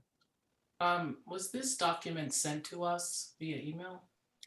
This no, it wasn't. It was finished about a couple hours ago. This is what I said, that Nycha put together the information. I got it at 11 o'clock last night. So I was working with Nycha till 11 o'clock last night. And then Kelvin spent all day today comparing the need document with what was funded. That's great. Is this possible to just, can this be emailed to us right now? Is that possible, Jackie? Yes, I can do that. It's just easier for me to see it. Sure. Link. That's a good idea. Yep, let me see. Just give me 1 minute. I'm not sharing my screen, right? No, Kelvin, you just want to email it to people. Okay. You do have it, right, Jackie? I do have it. It's just that I have to go through my email to find it because it was sent to me later this afternoon. Right, very late. It was very late.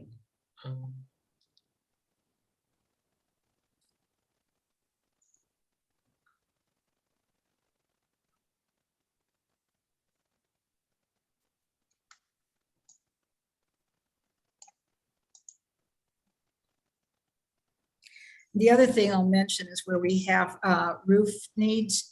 Nycha likes to do roofs first because if you don't do those, you might have additional damage to the buildings.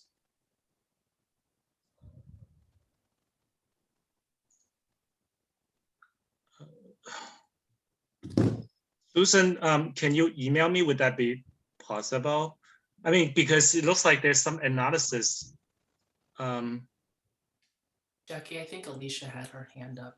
Oh, I'm sorry, Alicia. Sorry, I was looking at my own email. I'll find it. I'll find it and email it Thank to you. Alicia? What I want to say is I see that there's a lot of consistencies with elevator issues. That is a serious hazard. And I think that any development that has elevator needs should be prioritized at the top of the list.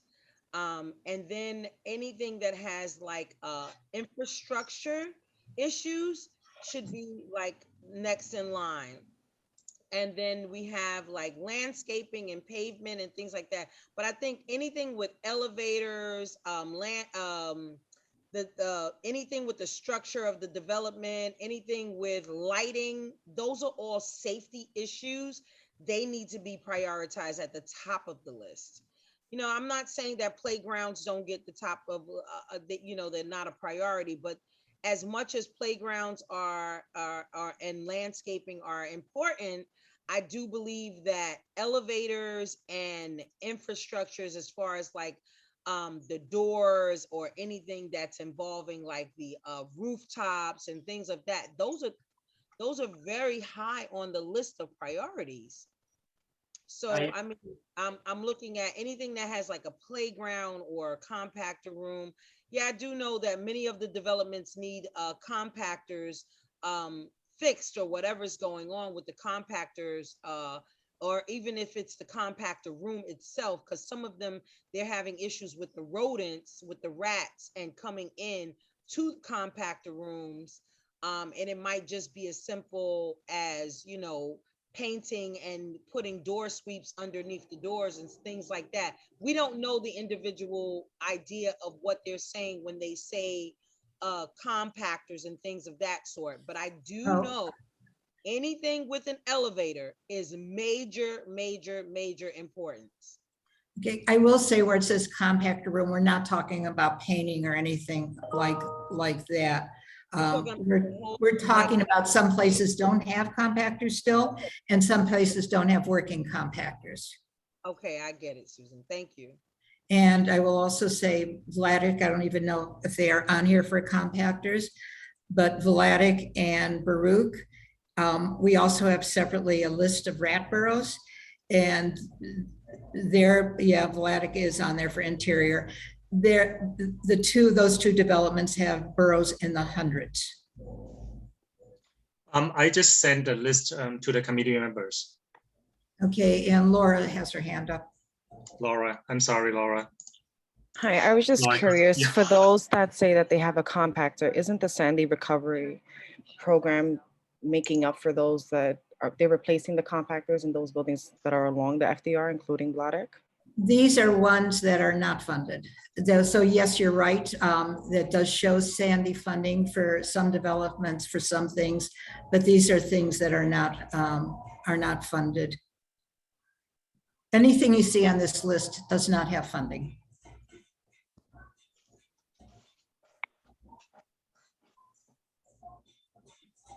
So I just sent the list to committee members, and Alicia, I was going over the list. Pretty much like every property has either elevator or lighting problem.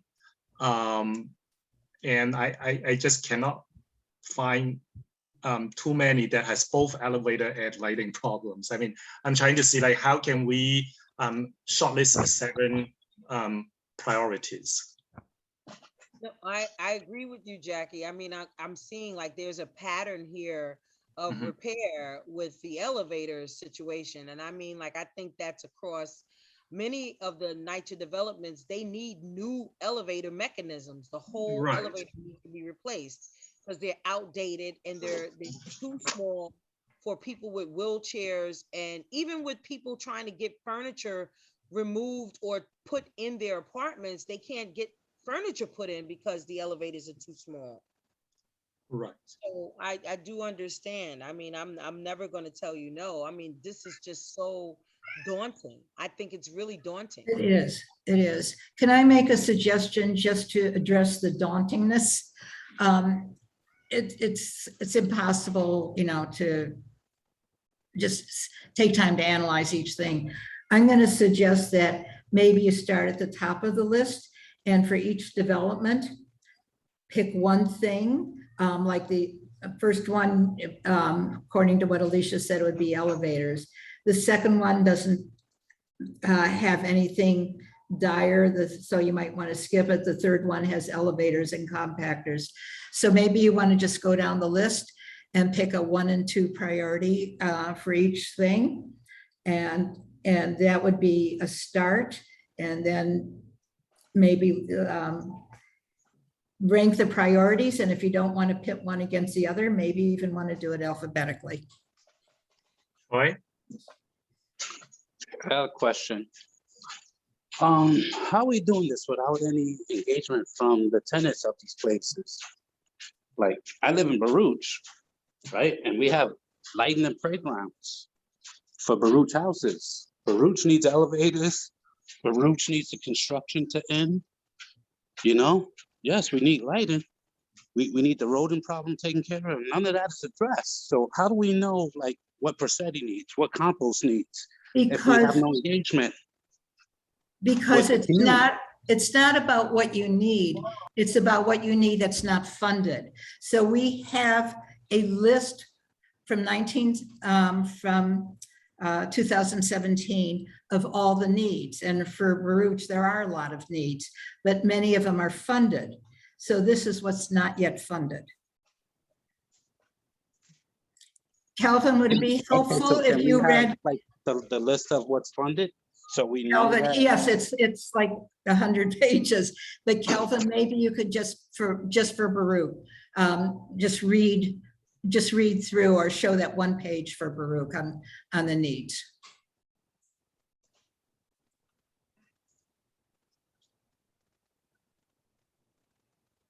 Okay, so this is what's funded. Is that's right? This is the report of what is funded. Kelvin? Yeah, that's correct. Yeah. Okay, so these are the Baruch, these are the Baruch needs that are funded or in process. And Susan, you have this for each. Tariq, Yes. Ariana has a hand, so I want to go to her first, if you don't mind. Ariana? Sorry, I just had a couple questions to clarify. When we're ranking the priorities list, we're ranking it by building, all of them, or we're shortlisting it to like top 5 or top 10? That's up to you. If you rank them all, many of them will fall off the list of the final list. So it's up to you how you want to do it. You would need to rank, like you couldn't rank Rossetti and as a rank. You would have to rank what's in, the different things with under Rossetti. But it's up to you if you want to just put them all down and understand that when they're collated with other committees, that most of them will fall off, or many will fall off. Okay, and one more thing is I see that in this document that Calvin's sharing his screen with now, I see that elevators are in the 5-year plan. Does this mean that it's 5 years starting? I don't know. 2020? Okay. I don't know. So what because our concern was, does it need funding or not? And this has funding. So I'm sorry that I don't have the information to tell you what year that funding is going to be within the 5 years. Although on the looks like 2022 on the last one, but it does have funding. So that is why we're not putting, advocating for funding for elevators, because it shows you the city has put in the funding for the elevators. And Tariq? I'm good. Okay, all right. So let me see, there's one more hand. Oh, it's just Ariana. Yep. Kelvin, can you go back to the list, please? Yep. I guess what we can do is that I understand what Troy's concern is about, but and I think that's a legit concern. But I also think that we have to come up with some priorities tonight, and I would suggest that committee members, based on your knowledge and based on your understanding about the urgencies of this housing complex, and give us suggestions. I would also say we had a public hearing last week on budget priorities. Yes. People did come and advocate for priorities. We didn't get any advocacy for particular Nycha priorities, and I don't think there's any public on now. If there are, I mean, you would certainly want to hear from them.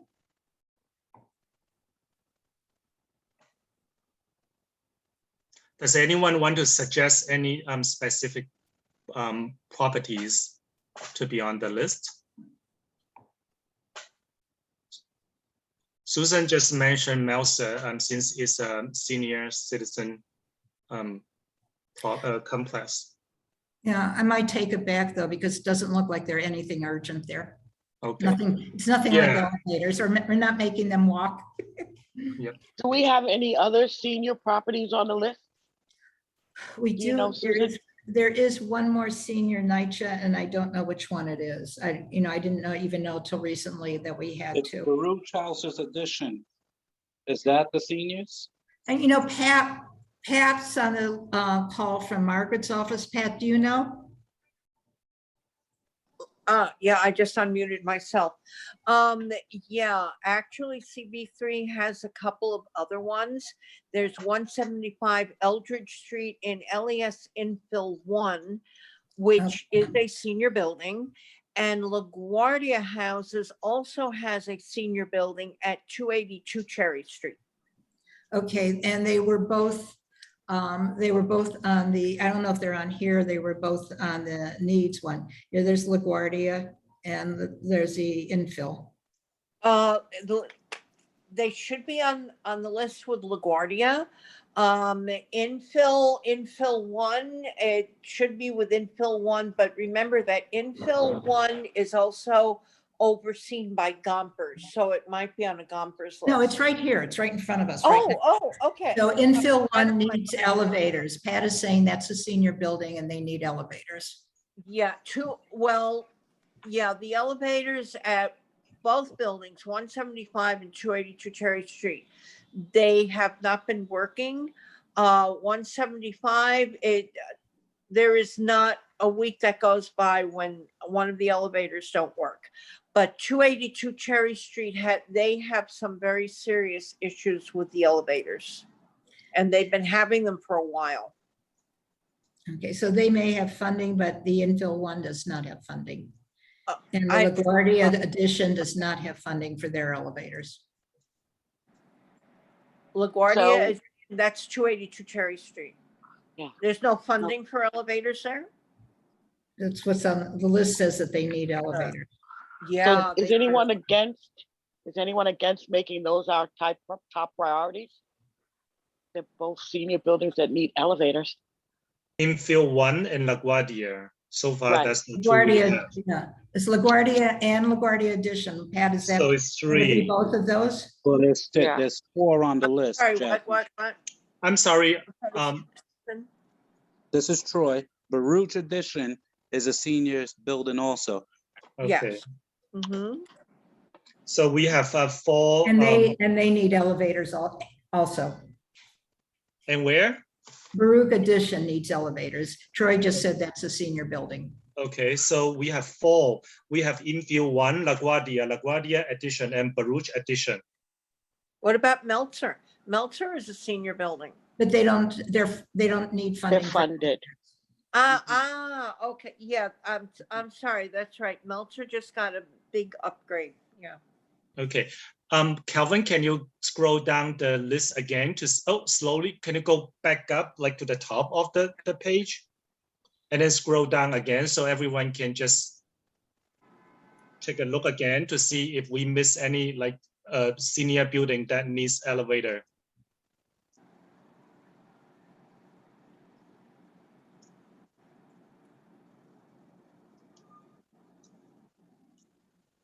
Tell us what architecture interior means. At the Hernandez houses, I saw that you have architecture interior. What is that? We're not sure. Like I said, it's unfortunate that we got this late today, but I think it's, structural things in it, like community rooms, lobbies, and that kind of thing, structural. Okay, so I have another question. If we are not able to put these in a different order tonight and like conclude this tonight, will there be another opportunity for us to deal with this? No. I know it has to go before full board for the final vote, right? Well, this is when this committee reports to land use. So land use will, I guess, confirm the vote, but they won't be working on it from scratch. Okay. Don't forget, these things I want to explain, they're already on the NYCHA list of needs. So NYCHA already knows that these are very needed things. They at some point are going to get funded. They're not going to drop off. What you're doing is almost making a statement that these NYCHA developments are very important to our board. It's not that they're not going to get funding because they're not on the list. And also, when these priorities are presented to the land use committee, even though technically NYCHA is under land use, but we at land use try to respect whatever passed at NYCHA. So you want to try to finish a priorities tonight. I mean, you can ask to add something, but we would not try to remove things from this list you approved tonight. Ariana. I just wanted to agree with what has already been kind of suggested by everyone, and then just give another suggestion that if we're shortlisting it based on senior housing and elevators, when we're ranking those housing options, it might make sense just like practically to look at how tall the buildings are. I agree. That's a good suggestion. I don't know if these buildings, which one is taller than which. I hope someone can give me some suggestions, skylines. So we I have. can help you with that. Just give me a minute. Give me Okay. a minute. Pat's Like in- our expert on all this. Thank you, Pat. 175 is not a tall building. There Can are you nine say the project floors, name, but please? the I'm lobby sorry, is Pat, can you say the project names because I cannot remember their The address? infill. Okay. Infill. Okay, infill one. Mhm. Infill Right. one is a combination of the low houses, and that's between Rivington and Stanton Street. But between Rivington and Delancey, that's where the senior building is, and that's 175 Eldridge Street. That building has 9 floors, Mhm. but it's total senior. LaGuardia Addition. LaGuardia Addition is 282 Cherry Street, and they've got 23 floors. Mm, Yeah. mm. And when Right. one elevator goes out, the elevator, another elevator, they only have 2 elevators. And Right. there are a lot of issues. People are coming to fix the elevators. I've gotten complaints about slipshod work. They fix the elevator in the morning. By the time the afternoon rolls around, they're calling the elevator people again. They're not level with the floor. They start jumping. Yeah, whole yeah. lot of stuff. Yeah.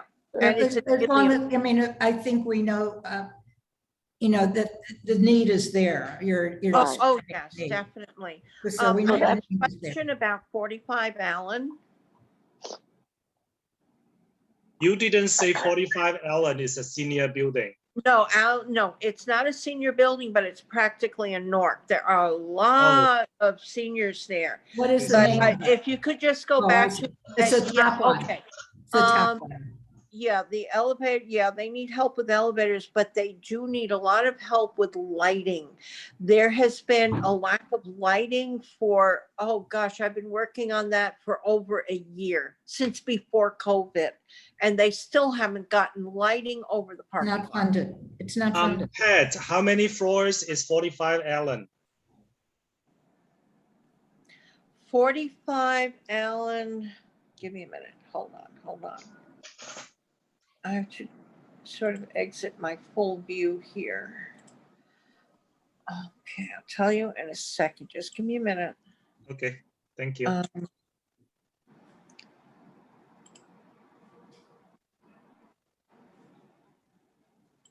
Jackie, may I say that might help us in, kind of putting things together here. If we prioritize, like we know, first, the LaGuardia building, right, is a senior building, and then we go by NORCs, right? Yeah, I think we right. are talking about LaGuardia addition, not the LaGuardia building. Right, the addition. The addition is 23, Yeah. so we still need Pat to tell us how many floors are LaGuardia and also Baruch addition. LaGuardia is 23. No, Yeah, LaGuardia. I think Baruch is, that's right, I think Baruch is 23. Okay, Baruch is 23, and LaGuardia itself, not LaGuardia addition, just LaGuardia. LaGuardia's addition is 23, right, Pat? Just double checking, yeah. What about LaGuardia? LaGuardia addition is 23. Just LaGuardia houses? Mm-hmm. They're about the same, it's 23. Oh, okay, so they're all 23, okay. Yeah. And Pat, besides 45 Allen, do you have any other NOC projects on the list? NORCs. Smith is a NORC. Smith? No, 45 Allen is not an official NORC. At the last time I asked Nycha for a breakdown, and I have it here. Several years ago, I asked Nycha for a breakdown as far as seniors are concerned. 45 Allen is pretty close to almost 70% seniors. They, people change apartments and everything, but it's up there. Now I can never find anything when I want it.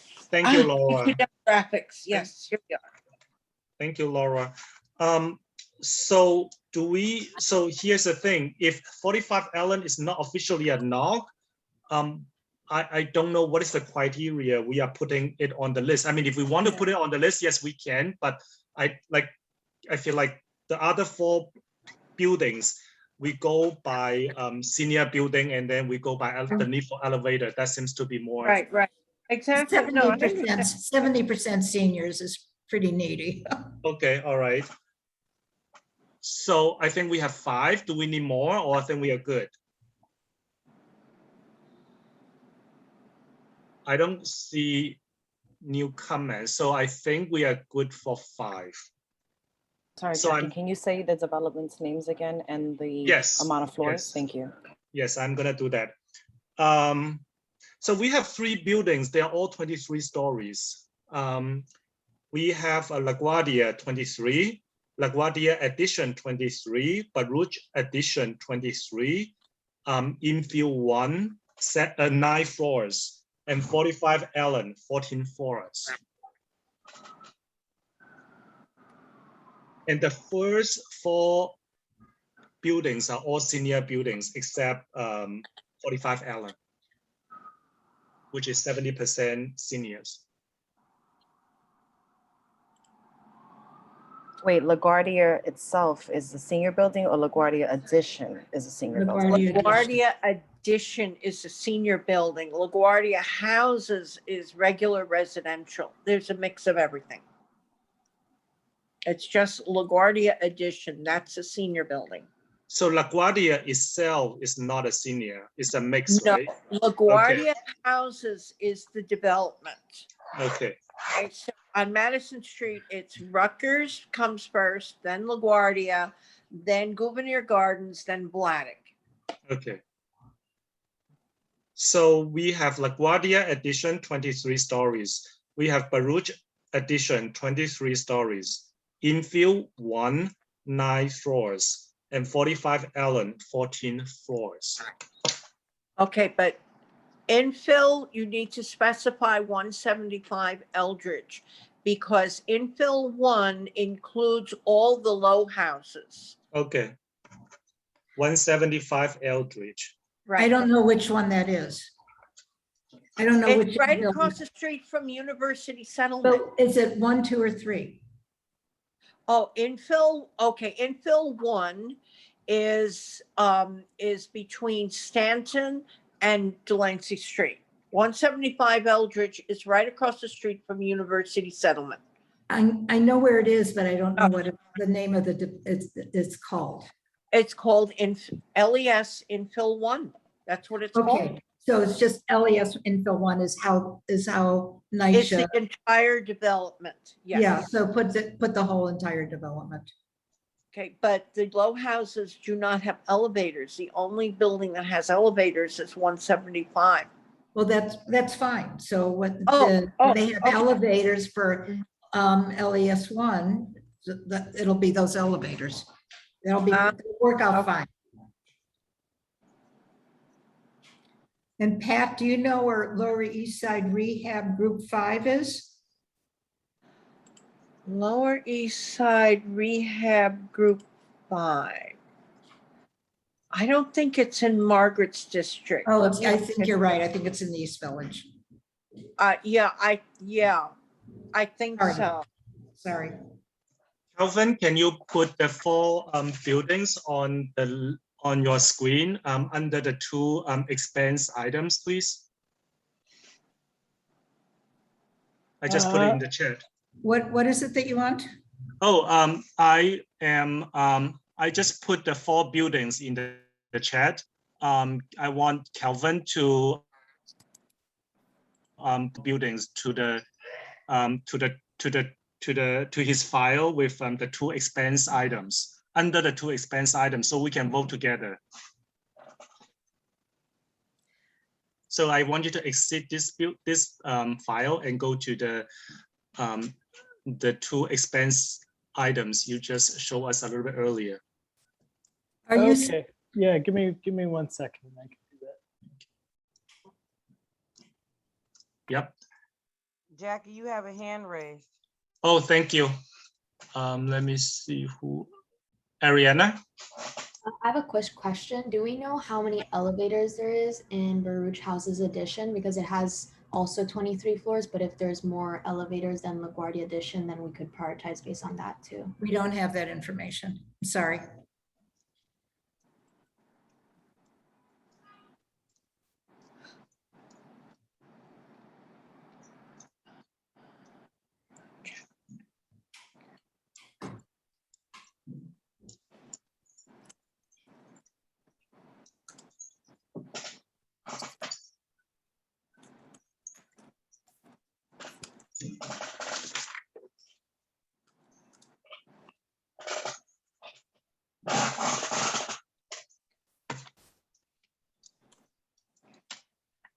Susan, LES in Rehab Group 5 is in Carlina's district. I just put the address in the chat.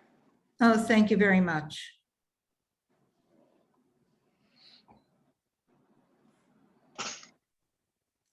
So it's 85 Avenue C.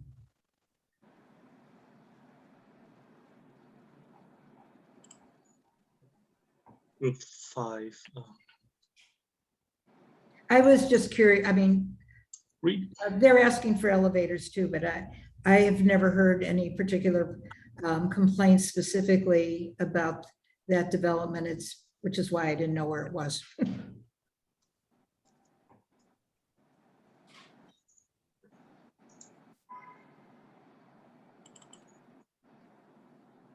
So we are just waiting for Kelvin to bring the 4 buildings to the screen, and then we can. How is he going to do that? I don't understand how. We're just going to vote. We're just going to vote together with the 2 expense priorities and the 4 capital priorities. So how is he going to do that? What do you mean? How is he going to bring those 4 buildings to the screen? Oh, I already put the name of the building and how many floors in the chat. He can just copy and paste to his file. Can we just vote on it from the chat? Yeah, I guess we can. I mean, it's just more needs, I guess. Okay. Is that? Yeah. Yep. Okay, there you go. Yep. So is that the order that you want them in? I mean, we can arrange that. A little bit earlier, Ariana was talking about asking whether LaGuardia has more elevator or Baruch has more elevator, and I don't know. We don't have the information, so I don't want to. I mean, unless someone has more information on that, we can change that for sure. I don't have any specific. Are you not going to vote for any? Is that going to be the extent of your capital priorities? So we have 2 expense and 4 capitals. I mean, we can add more, but I don't know how many of them eventually can get on the capital. I mean, the full board capital priorities anyway. So we have 40, right? So we have 40 priorities, and how many? And traditionally, parks and schools get a lot of priorities. Schools haven't given us any this. We haven't gotten any from CEC this year. Yeah, so I guess like 4 buildings. These are 4 like heavily senior building with elevator problem. I mean, I think it's okay to me. Okay. Other committee members, do you have any thoughts? No, I agree, Jackie. I think this is a sufficient number. Yep, thank you. Yeah, I do too, Jackie. It's Alicia, I do too. Thank you. Okay, so then just let us know for sure how you want to, which are 1, 2, 3, and 4. Yeah. I guess I'm okay with the order right now, and the only thing I have in mind is that whether we should switch 45 Allen and the infill number 1, or we just let it stay this way. Let them stay this way. I move to make the switch. Okay. Floors. Okay, then we switch. Kelvin, can we switch, please? Yep. So I think, are we all good with this list? If no other questions, I need a motion to, let me see, do we have a quorum today? Give me 1 second.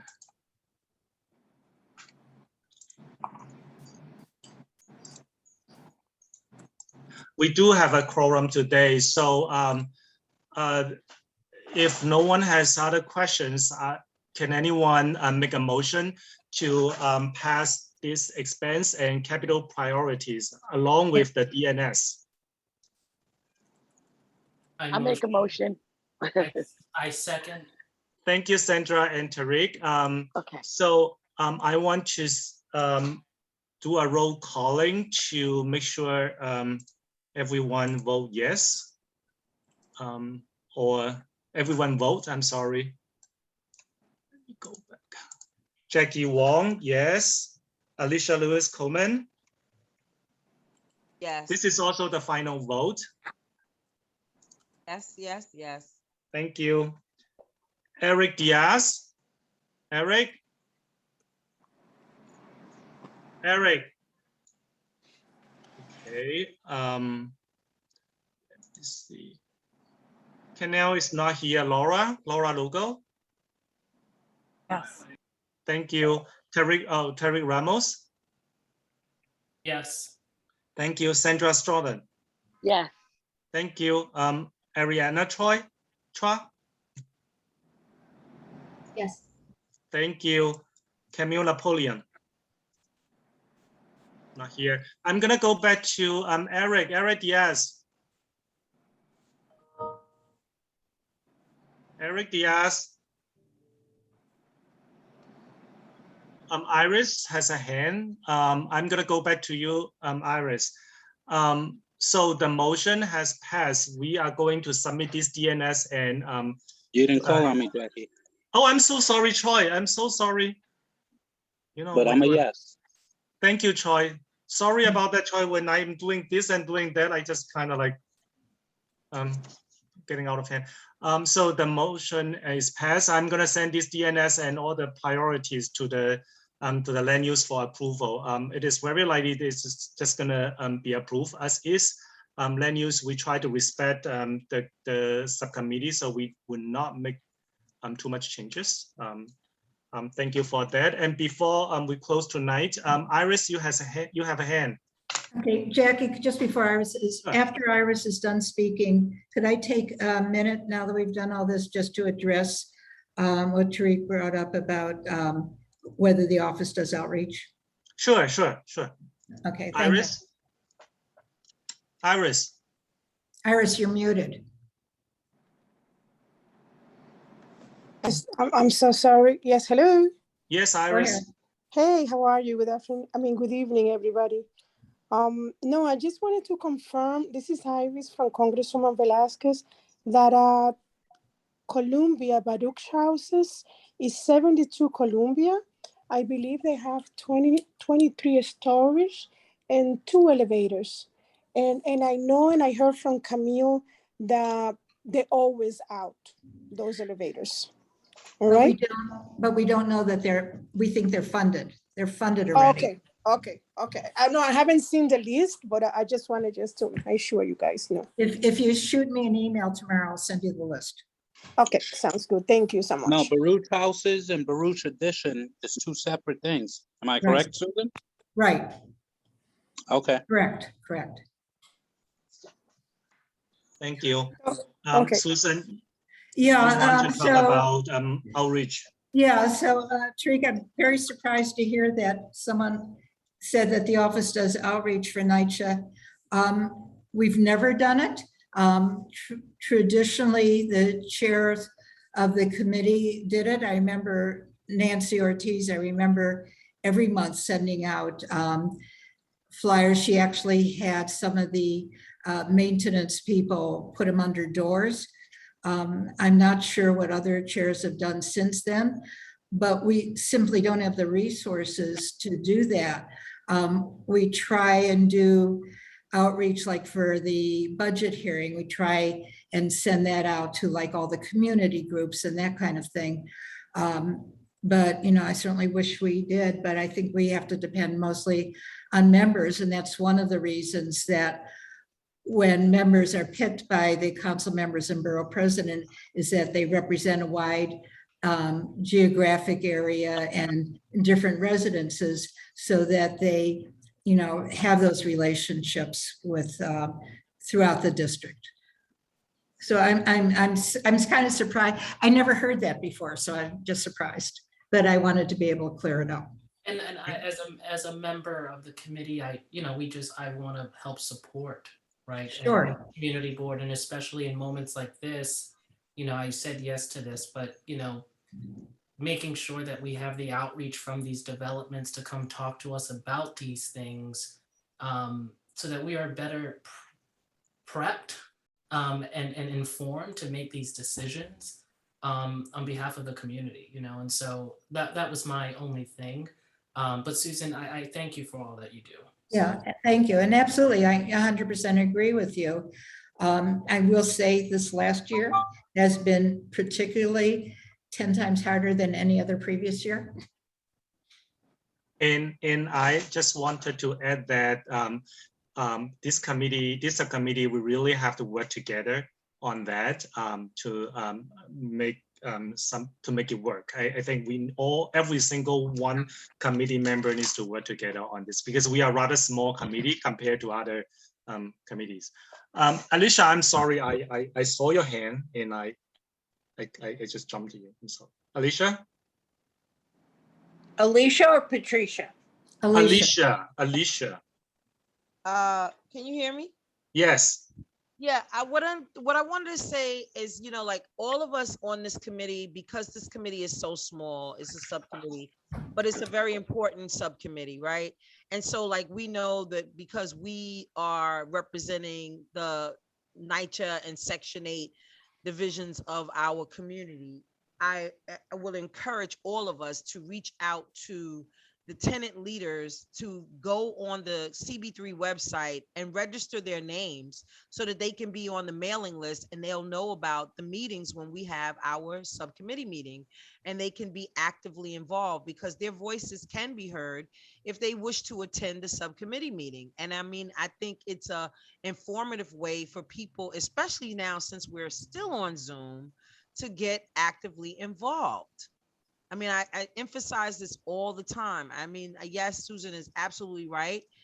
Nancy did used to put flyers in the Vladeck, you know, in her development and a few other developments in the area of places that she knew. But I mean, now we all on this committee have a responsibility. If you know that there's a development and you're in connection with a TA leader or leadership there, I think it's important for you to encourage them. Please go on the website, enter your organization's name, get on the mailing list, and definitely attend the meetings. Thank you. I'm sorry, Jackie. I don't want to. No, thank you, Alicia. Two people have their hands raised. Yeah, David Garza, followed by Troy. David? Yeah, hi, good evening, everyone. First of all, thanks all for your service, and I'm sorry I'm so dark. I'm taking the meeting from the car. And I just don't have any light on, thank you all for your leadership and service.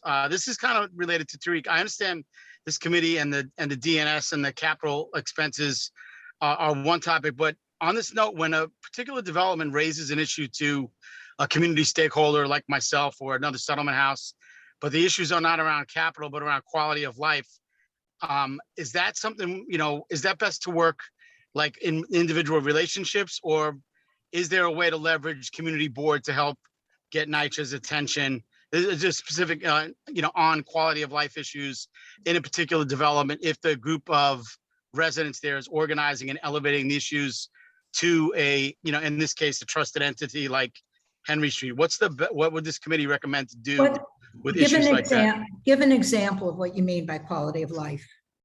Okay, like there's a lot of the seniors in the building are concerned with excessive, you know, drug dealing activity in and out, unsafe conditions, some, you know, sanitation, overall building upkeep. So they're not necessarily capital improvements, but the way they categorize them as they're elevating them.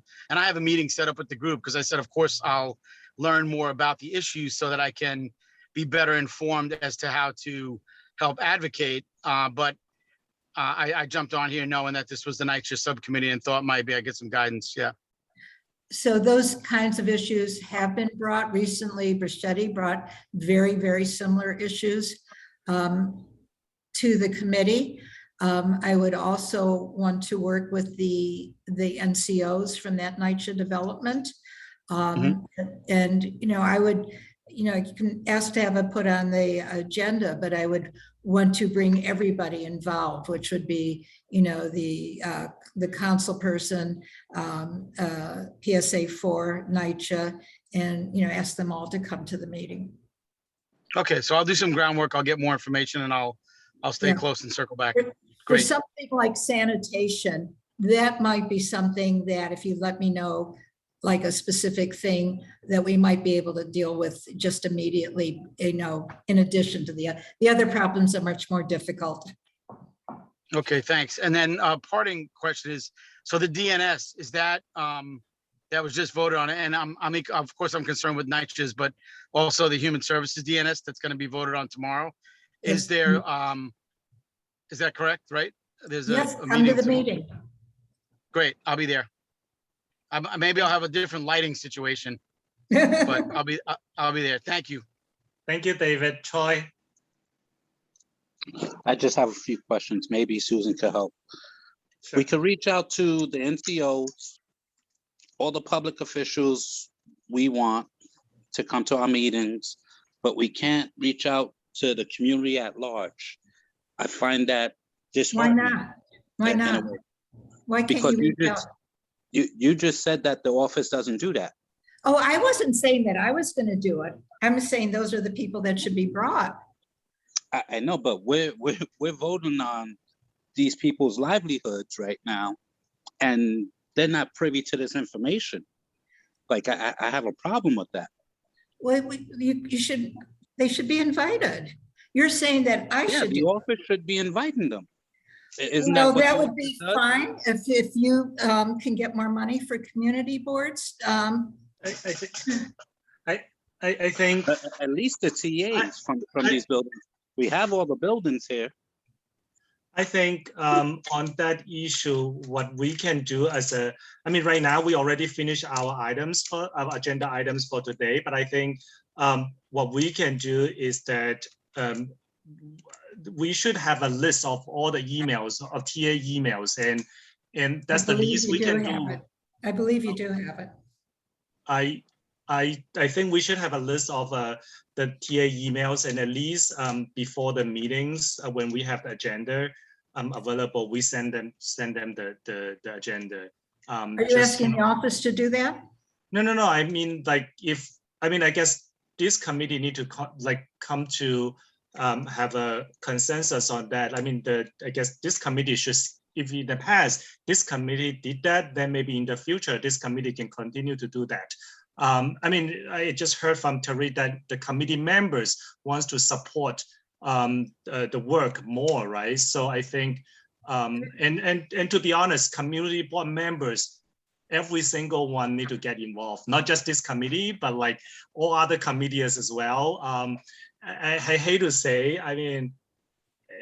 we want people to have really good ideas, right? But we actually need people who are able to roll up the sleeve and actually do the work. So that is important.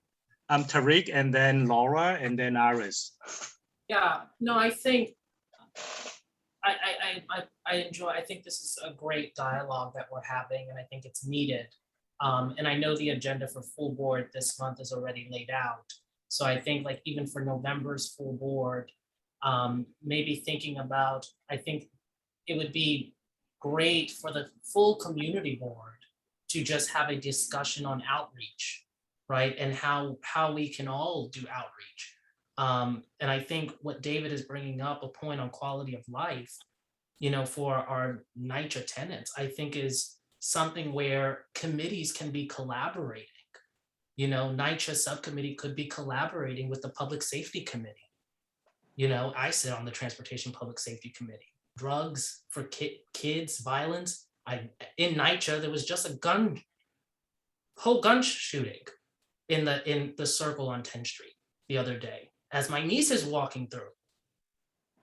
Yeah, so these are things where, and it's in the Nycha development, and how can we as a committee, a subcommittee, work together? And right now, I just think it is a larger discussion across the community board of how we as committees are not siloed. And as members, full members, we can collaborate together to better this community and better support this community. But I'm just noticing votes and things going on this board with no real context or information from the people we are here to serve for and advocate for. And that's a huge issue for me. Correct me if I'm wrong. This is one thing I observe. I could be wrong because I don't live in a Nycha properties. When Nancy was chairing the meeting, she was also trying very hard, but to get the TAs involved and get them to come to the meetings. And back then there was in-person meeting. It wasn't Zoom. So I wonder if I think we had this discussion many months ago that the technology, I guess, barrier is one of the issue that people probably have. I'm not entirely sure, but I feel like there are some actual difficulties we have to face, especially last year. Yeah. Yeah, no, I think that's true. And I think Susan is expressing a true concern on the capacity in the district office, or the lack of capacity to handle this. And so we as a board who are here to support the district manager and the district office on meeting these needs, we have to have a conversation on how to support this office to meet the outreach needs that are needed for us to do the work we need to do. And I don't think that dialogue is happening. It may be happening in siloed committees, but I think it's a moment right now after a pandemic, after everybody's been virtual, we're trying to get, and we're still in Zoom, but January we could be back into in-person. What are the techniques and strategies that this board can utilize to really outreach and get people to know? It's like a relationship. We can't just expect people to come to these and know when these meetings and what website it is. And some people don't know even how to go on the interface of the web. Right, and so we have to find ways to do that work. Okay, thank you, Tariq, Iris, and Sandra. And after Sandra, I think I'm going to close the meeting. It's almost 9 o'clock, and these conversations are productive. And I think we just need to have some concrete solutions. Iris. Yes, hi, thank you. No, I totally agree with all of you, and I'll be happy to speak with the TA leaders. I do have an updated list, and I will ask them whether or not I can share that with the community board. I will share with you, Jackie, with Susan. All right? Thank you, Iris. Yeah. But I'm going to talk to them first. I'm pretty sure they're going to stay okay, but I wanted just to make sure they're fine with me sharing this list. Iris, we already have the list. So if you have an updated list, that would be helpful, but we've always had a list of all the TA members. Okay, no problem. Thank you. Thank you. That's great. Thank you very much for offering that. That's really wonderful. You're welcome. Thank you, Iris. For those who don't know Iris, she is she was for Congress Lady Velasquez, and she has been a tremendous support to CP3. Sandra. Thank you. No, have a nice evening, all of you. Thank you, Iris. Hi, I just want to say I'm glad that we're taking this stance now, but I've been on a committee for quite some time, and it just hasn't been my experience to be able to reach out. I remember distinctly we had on the agenda a complex that had been out of gas for 4 months. And they were on our agenda, yet the leadership had not been invited to the meeting. And because the leadership is a personal friend of mine, I called her and said, you know, you're on the meeting tonight. And I really got chewed out for it, that I was wrong and that it was not my position to reach out to her. So I'm glad that this is before you were chair, Jackie, and I'm glad that things are changed. Another thing that needs to be considered, I guess it's not need to discuss now, but when we go back to in-person meetings, you know, thinking about where they are actually being held when in you know, in relation to who's on the agenda. I think that's important because that particular meeting was held really far away from the actual complex that it was the topic of discussion. So, but I'm just glad that we're going to move forward, working together and understanding that it is about community and that we serve the community. It's not about, you know, us, it's about the community. And I thank you very much, Susan. You really do a lot of work, a lot of outreach, a lot of research. You know, you really are the backbone to help us a great deal. Thank you, Sandra. And I appreciate working with you. Thank you all for the productive conversation. I think we have a agreement that we want to get the community more involved. We also have the agreement that we as committee members, subcommittee members, need to get more involved as well. Did I interrupt someone? So I think I'm going to close the meeting tonight. It's almost 9 o'clock. And I'm going to send the priorities to land use, and it will be approved at the land use. And if you have any other comments regarding community engagement, TAs, this is not something I know very well. So email me and I'll see what I can do. And also, but make sure that when you send me the email, make sure that you also want to get involved. I think that is very important to help me do the work. We need to work on this together. I don't think anyone alone can do the outreach. We also all need to put some effort in that. So thank you so much for tonight. Any other question? Okay. Eric Diaz. Eric. Hi guys, I'm so, you know, look, I'm coming Johnny come lately here, but just real quickly on the increased funding for waste management, and I just think a suggestion, if we can at some point for this expense priority is just to, and even if it's a friendly amendment at some point at the full board, is just to include the mention of a fiscal crisis that Nycha faces, just to put that in there. As far Eric, these are these are a list, and they go in a software program. It is strictly what the funding item is, and it's dropped into a program. That's just now. You can do something separately if you want to do a resolution or something about the fiscal crisis, but that's not what these priorities are. Yeah, I'm just suggesting we make mention of that. This is a fiscal crisis that Nycha faces, so that when we look at the expense priorities, because this goes into a larger expense priority category or categorization across the other committees. Am I mistaken in that, or? You are correct. Right. So I'm just saying to make mention that, so that this expense priorities from the Nycha side has a fighting chance to be of a higher priority, which is where my position is as a member of the subcommittee. Because we have, you know, it's always pitting our sister and brother against each other when it comes to these expense priorities. But at the same time, I do want to just make mention, this is not just waste management staff operations to combat waste and rodent issues. This is within a part of our community that's facing such a large fiscal crisis. Eric, I'll advocate for that in the exec committee meeting.